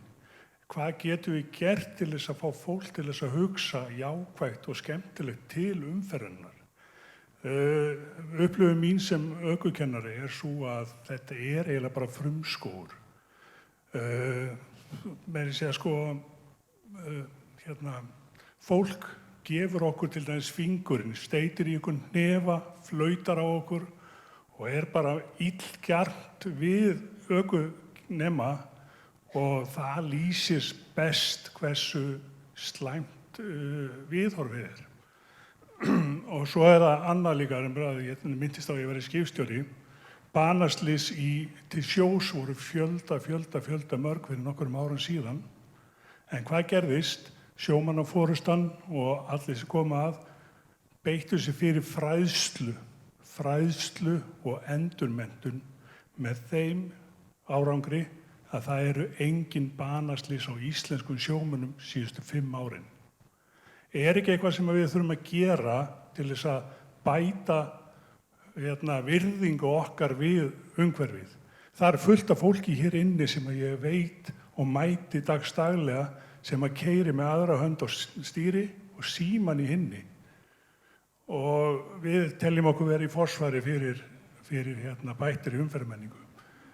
Þegar ég var að læra til ökukennara þá var Robert Spano í forsvari fyrir nefnd sem ný umferðarlög og þar átti einmitt að setja fullt af góðum og gildum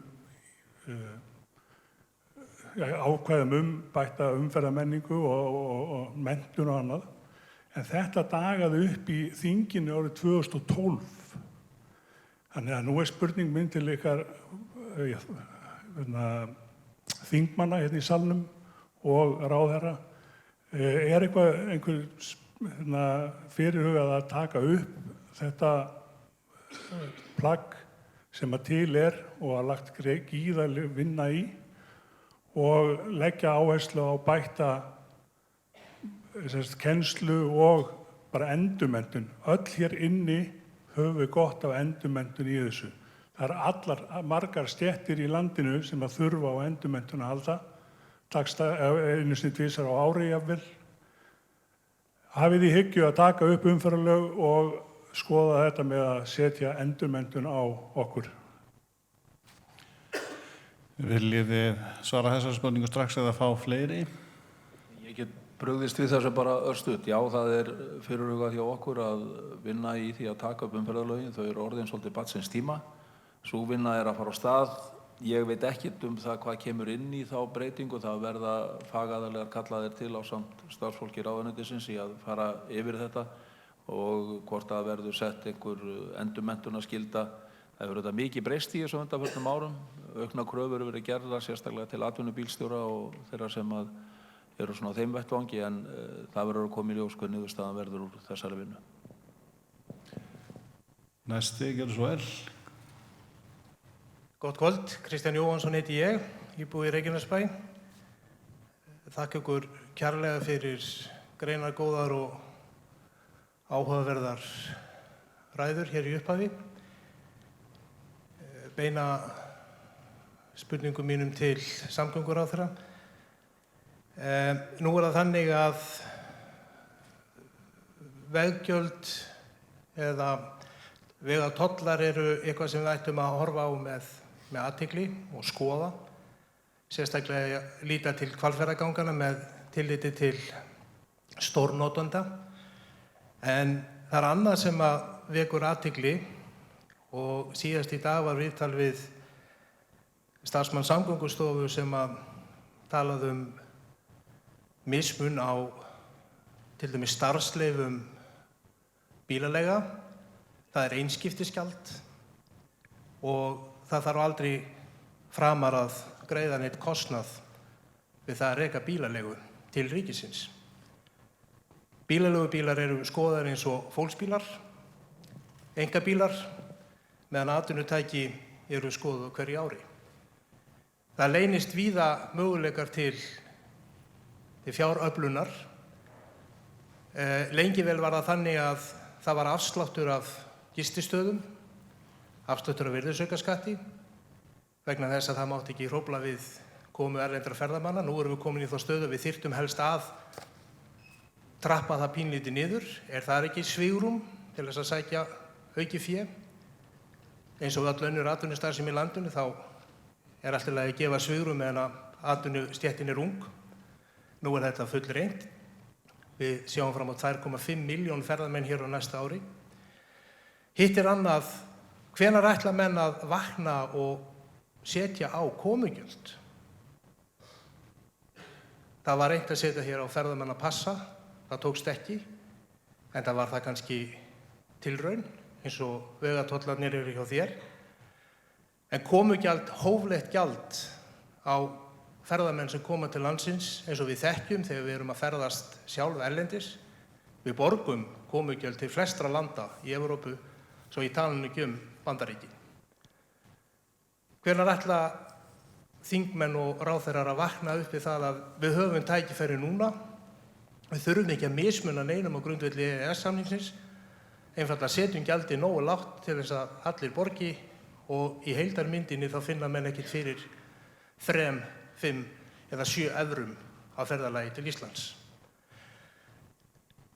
Ég held að þetta sé möguleikarnir sem við sjáum frammi fyrir og eftir að hafa hlusta á ræðu þína hér með öllum þessum stóru upphæðum, þá segi ég eins og félagi Guðbrandur Einarsson, ég held að okkur mun nú ekki endast ævin að bíða eftir þeim vegaframkvæmdum sem við þurfum á að halda. En kæmi það til greina að fara þá fyrr í aðgerðir gegn því að við greiddum hóflegt gjald, vegatoll, og kæmi það til greina og hvar það statt að setja á komugjöld á erlenda ferðamenn eða hvað svo sem við köllum það og einnig að sækja peninga til annarra atvinnustarfsemi í landinu. Þakka þér fyrir. Það eru fleiri sem bíða en vill ráðherra svara þessu strax? Gjörðu svo vel.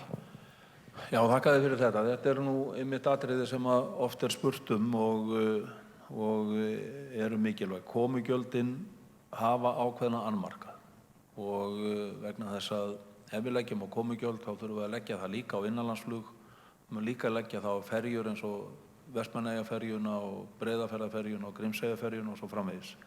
Þannig að það hefur ákveðna annmarka og það þyrfti þá að koma til einhverja mótvægisaðgerða gagnvart þessum þáttum í samgöngum okkar. Ég hef þess vegna meira hallast að því sjálfur að við skoðum einhvers konar gjaldtöku á gistinætur og tók þátt í því með samtökum ferðaþjónustunnar síðastliðið sumar að smíða frumvarp til laga sem gerir ráð fyrir því að útvíkka mjög þennan gistináttaskatt, láta hann ná til skemmtiferðaskipa þegar við komin í lögsöguna og náttúrulega gististaða og svo framvegis allt land. En þetta kannski skattur sem gæti náð svona kannski 3 milljörðum á ári eitthvað svoleiðis með við svona raunhafa skattlagningu. Það nú kannski mjög svipað sem hægt að taka ef að komugjöldin yrðu, þá það kannski nettó aldrei meira heldur en það. Og ég held að sé ekki rétt að það sé algengt að við borgum þau þegar við komum inn til Evrópulanda. En við borgum alls konar skatta þar aðra, til dæmis gistináttargjöld. Þannig að mér finnst þetta að vera mjög réttlætanlegt. Þetta núna í höndum ferðamálaráðherra Þórdísar Kolbrúnar að vinna með þetta. Hún hefur frumvarpi sem við smíðum síðastliðið sumar til meðferðar og að skoða það hvaða leiðir gott að fara í þessu.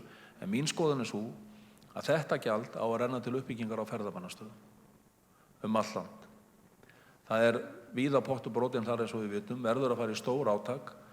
Núna var verið að úthluta úr fjárfestingarsjóði ferðamannastaða 600 milljónum daginn, 610 milljónum, en umsóknirnar voru upp á 3 milljarða. Og þetta kannski stærsta skrefið í því að reyna að dreifa ferðamönnunum út landið. Nú varðandi hitt, hvaða áhrif hefur þetta á framkvæmdahraða ef við færum á staði að innheimta gjöld á þessum leiðum sem yrðu þá notuð til uppbyggingar á þessum leiðum. Og það liggur í augum uppi að gjöldin færu ekki neitt annað vegna þess að þetta byggir á því að fá lánsfé fyrir framkvæmdunum eins og var í Hvalfjarðargöngum og innheimta síðan greiðir það lánsfé tilbaka á einhverjum x árum. Og það fer auðvitað eftir í hversu mikil veltan hversu hratt það greiðist upp. En þetta myndi auðvitað þýða það að það væri hægt að setja hann fullan kraft í fullnaða frágang á öllum þessum leiðum. Við tækjum þessa leiðir allar út fyrir í samgönguáætlun og það settur fullur kraftur í framkvæmdir. Og á öllum þessum leiðum eru tilbúnir kaflar. Það var spurt hér hönnunina áðan. Ég veit ekki nákvæmlega hver staðan á hönnuninni, ákveðin frumhönnun hefur farið fram, en ef að þessi ákvörðun tekin, þá eru samt kaflar á þessum leiðum, eins og Krýsuvíkurvegamótin voru tilbúin, hönnuð, þá eru kaflar á öllum þessum leiðum sem eru tilbúin til framkvæmda og verða að hefja strax framkvæmda við á næsta ári og við myndum auðvitað sjá gríðalegt átak á næstu 3-5 árum.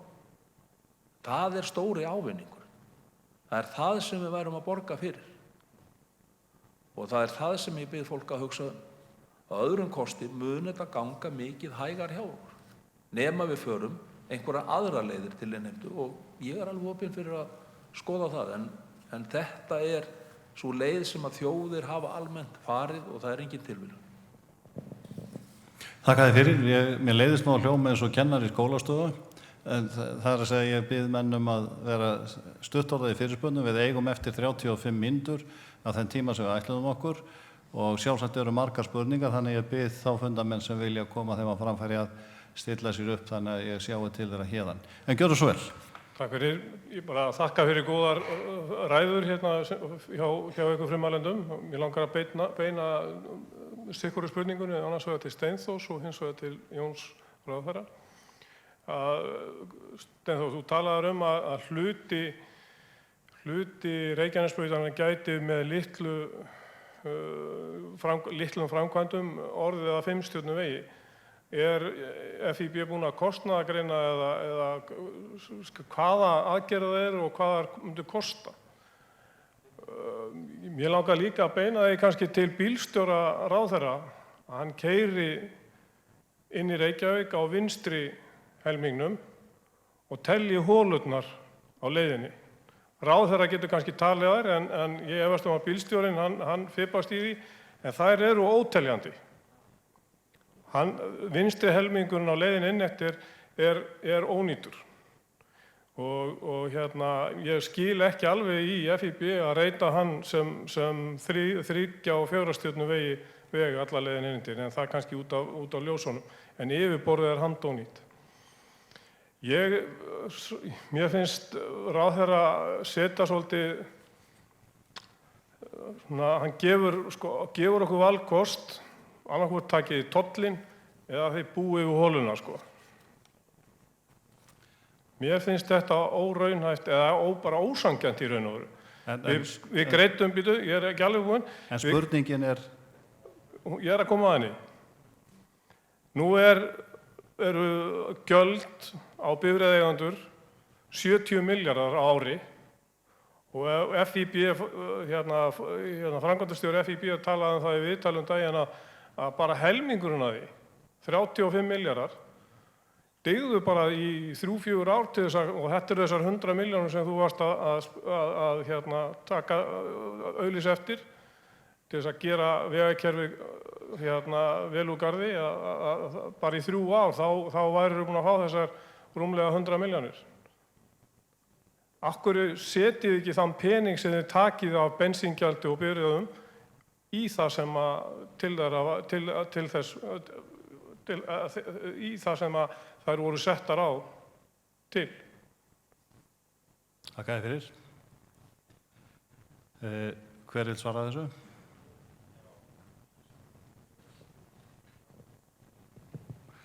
Nú kemur inn hérna.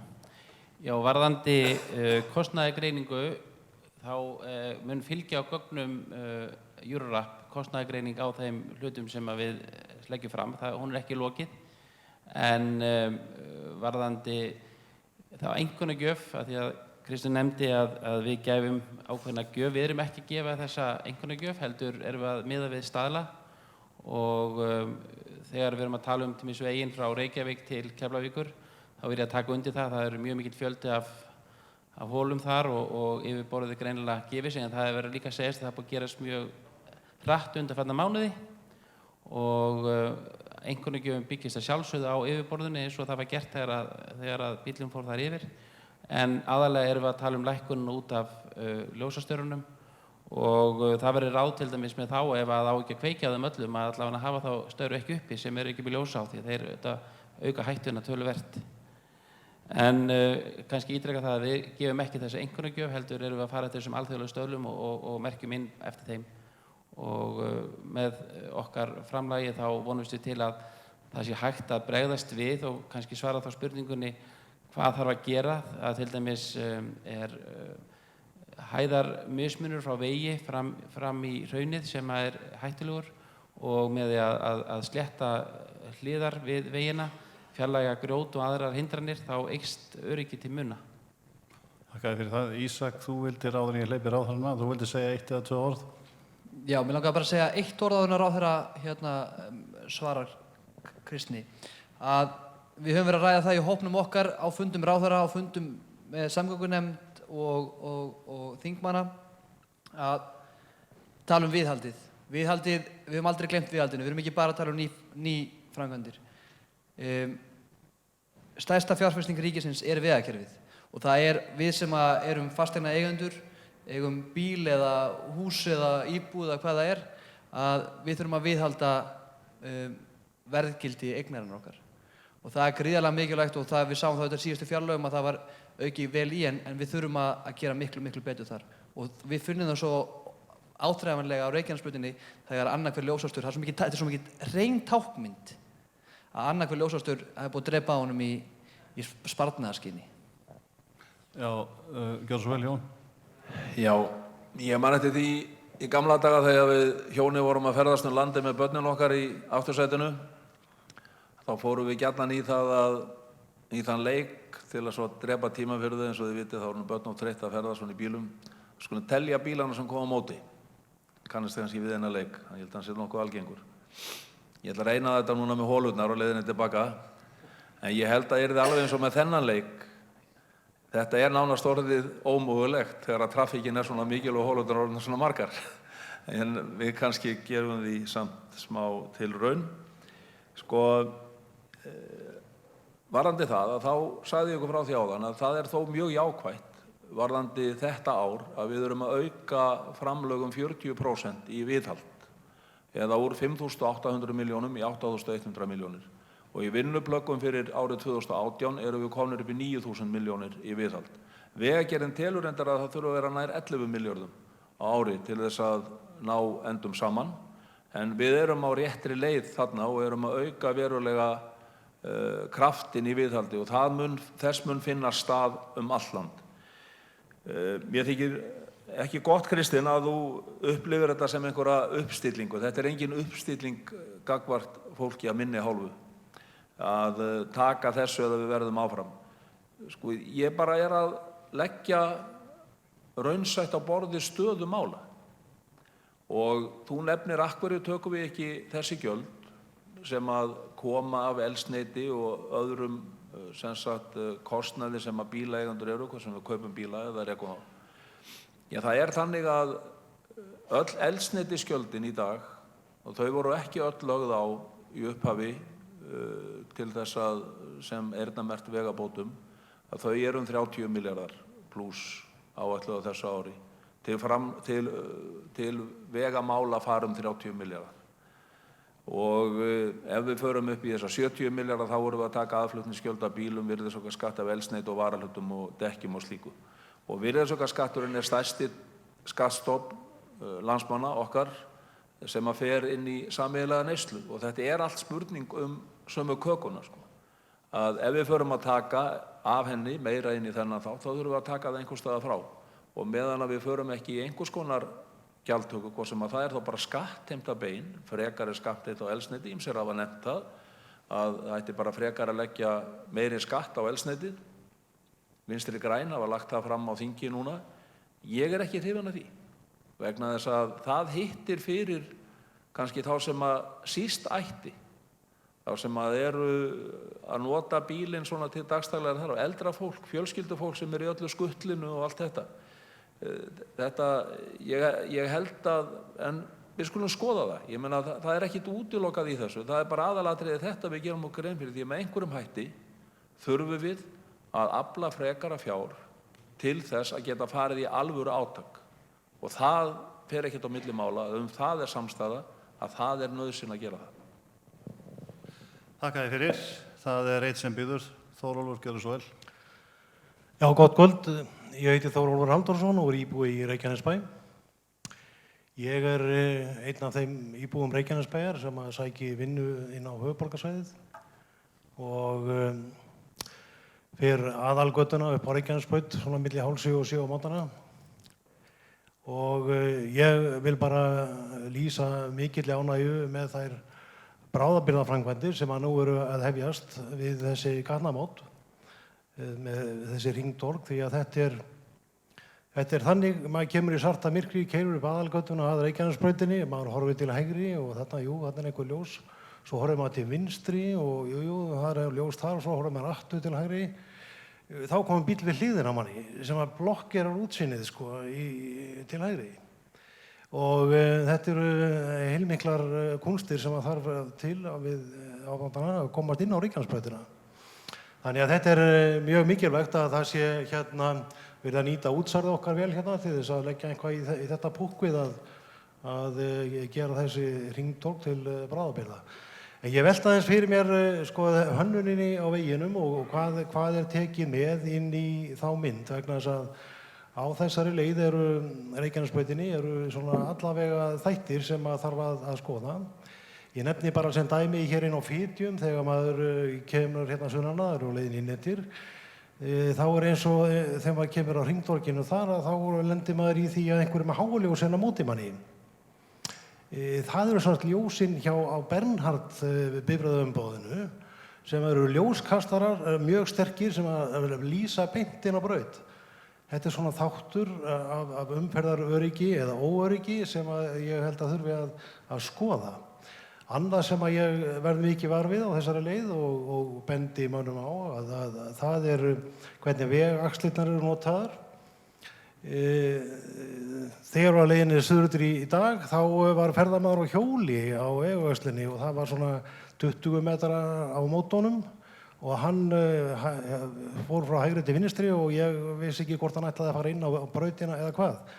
Mér dettur í hug hvort að það sé í svona plönum að hafa sérstaka hjólastíga við hliðina á akbrautum en ekki vegaxlir. Ég spyr þetta. Svarið svo sem einn. Annað sem ég verði við til dæmis við vegrið hjá Straumi.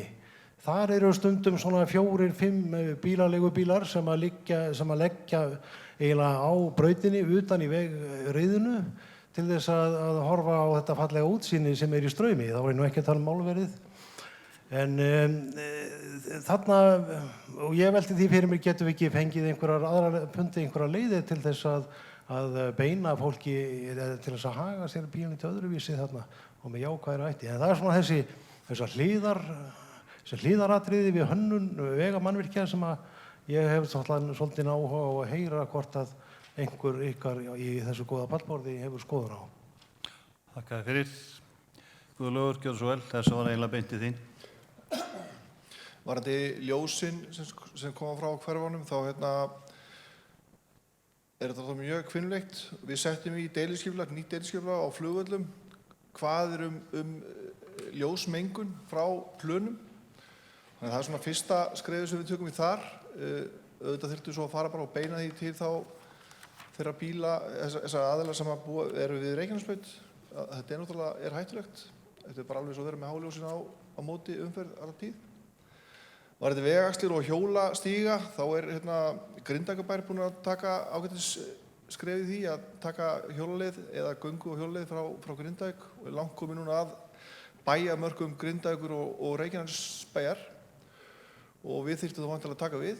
Við höfum líka kynnta fyrir Vegagerðinni að halda áfram með stígagerð frá Stapa yfir á Voga og tengja þar með þessi 3 sveitarfélög saman í stígagerð.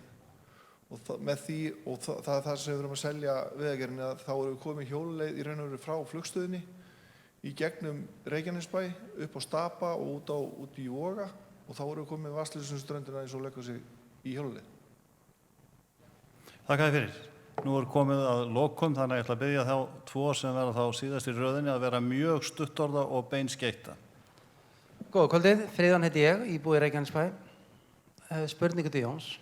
Sæll Jón. Mér finnst þetta dálítið óréttlátt að skattheimta á íbúa Reykjanesbæjar þegar ríkisstjórnin setti lög á fasteignagjöld í Ásbrú gerði það að verkum að við mistum hugsanlega 500 milljónum.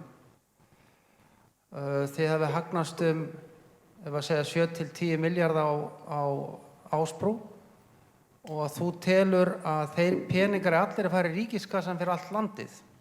Finnst þér ekki eðlilegt að þið myndu skila tilbaka skerðinguna sem þið settu á íbúana? Það eru íbúarnir, sveitarfélagið, sem hafa tapað á þessu. Þá spurningin komið, þakka þér fyrir. Og ég var búinn að ákveða að hleypa einum að til viðbótar. Hver næstur? Stutt og laggott. Takk fyrir áhugaverðar ræður. Ég einn af þeim fáum sem að búa í Höfnunum og þaðan liggur Hafnavegurinn, ekki Hafnarvegurinn. Og ef þið hafið keyrt yfir Hafnaveginn, hafið þið gert það nýlega? hann orðinn einbreiður og hann kemur hvergi fram í þessari umræðu og hann bara stórhættulegur. Og við erum held ég heppin að þessi vetur hefur eiginlega ekki verið neitt vetur. En spurningin? Spurningin hvað ætla ég að gera í sambandi við Hafnaveginn. Svo ég með annað atriði. Þið talir að sitja í sama bíl.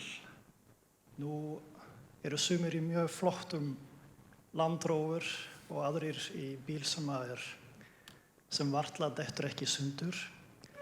Og ég spyr, það spurningin, hvað ætla ég að gera til þess að koma í veg fyrir að fólk hér á Suðurnesjum sem býr við sem sagt verri kjör heldur en fólk í Reykjavík, að þetta fólk mun finna verulega fyrir áhrif vegatolla. Við erum að tala einstæða mæður til dæmis sem að geta varla keypt og haldið við bíl. Hvað ætla ég að gera til þess að koma í veg fyrir að það verði Við erum alveg að klára, þá spurningin komið fram. Er ein örstutt í viðbót? Hún verður að vera örstutt. Hún verður örstutt. Ég ætla bara að byrja að þakka fyrir mjög góðan fund og að ræða hérna mjög þarft málefni. Ein spurning til ráðherra. Er einhverjar hugmyndir það hvað hátt hlutfall fyrir kostnað við hugsanlega gjaldtöku? Þakka þér fyrir. Þetta eru spurningar sem mér líkar, beint að efninu. Þá verð ég því miður að loka mælendaskránni og gefa ykkur örstuttan tíma til þess að segja eitthvað og það verður að vera stutt. Örstutt með Hafnaveginn, við höfum margbent á að við vegagerð að þetta ekki verið lengur viðhald, hann nánast ónýtur að kafla og væntanlega mun eitthvað í fjármagni sem búið að lofa í aukið viðhald fara í bæði Hafnaveg og svo líka bæði Garðarsvegur og Sandgerðisvegur eru axlirnar farin að gefa sig. Þakka þér og Steinþór, ætlaðir þú að segja eitthvað örstutt?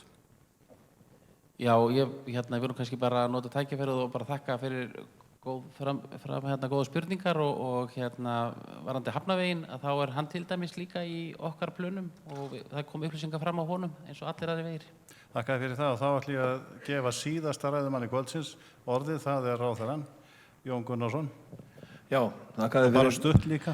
Já, ef ég svaraði svona stutt þessum spurningum sem komu fram, gjöldin vegna varnarsvæðisins, ég get alveg skilið það að manni finnist þetta að vera sanngirnismál, en við vitum alveg hver aðstæður voru og þessi gjöld runnu til samneyslunar, gekk að mörgu leyti mikið betur heldur en kannski menn sáu fyrir í upphafi.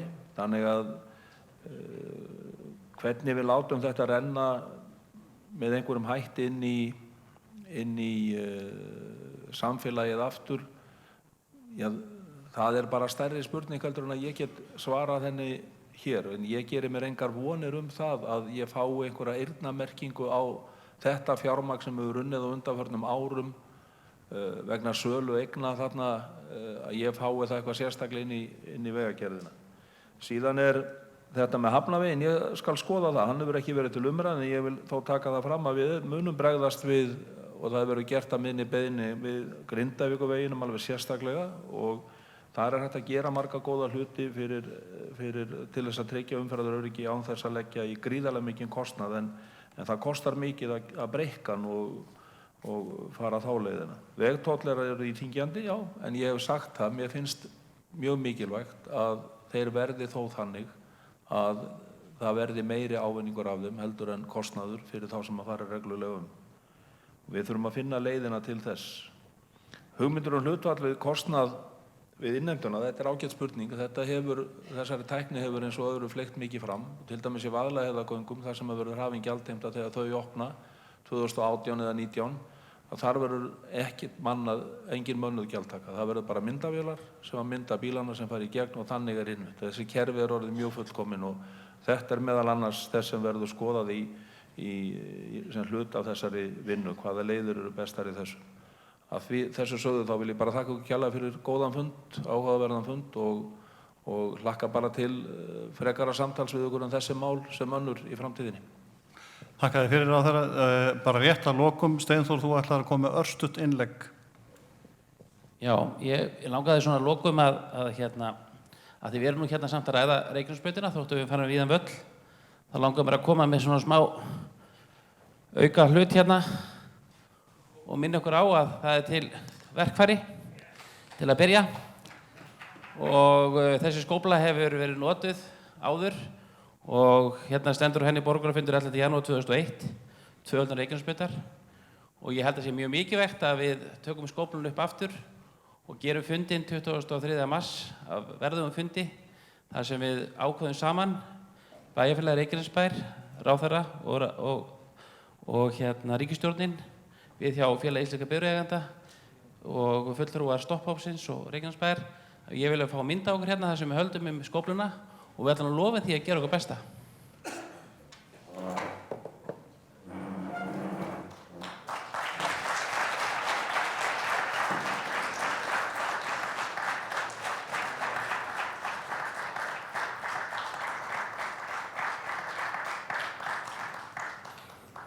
Takk ykkur fyrir þetta. Guðbrandur, þú ætlaðir að fá að kveðja. Já, mér langaði bara sem fulltrúi Reykjanesbæjar hér við borðið og sem gestgjafi hér í kvöld þakka þessum ágætu herramönnum fyrir það að hafa eitt kvöldstund með okkur. Við erum betur upplýst heldur en þegar við komum. Við erum ekki búin að tala okkur til niðurstöðu en orð eru til alls fyrst. Þannig að ég veit að það sem að gerist hér í kvöld mun hafa gott eitt í för með sér. Þakka ykkur fyrir. Þakka þér, Guðbrandur, og ég vil þakka fundamönnum öllum, frummælendum og segi fundi slitið. Eigið góða heimferð.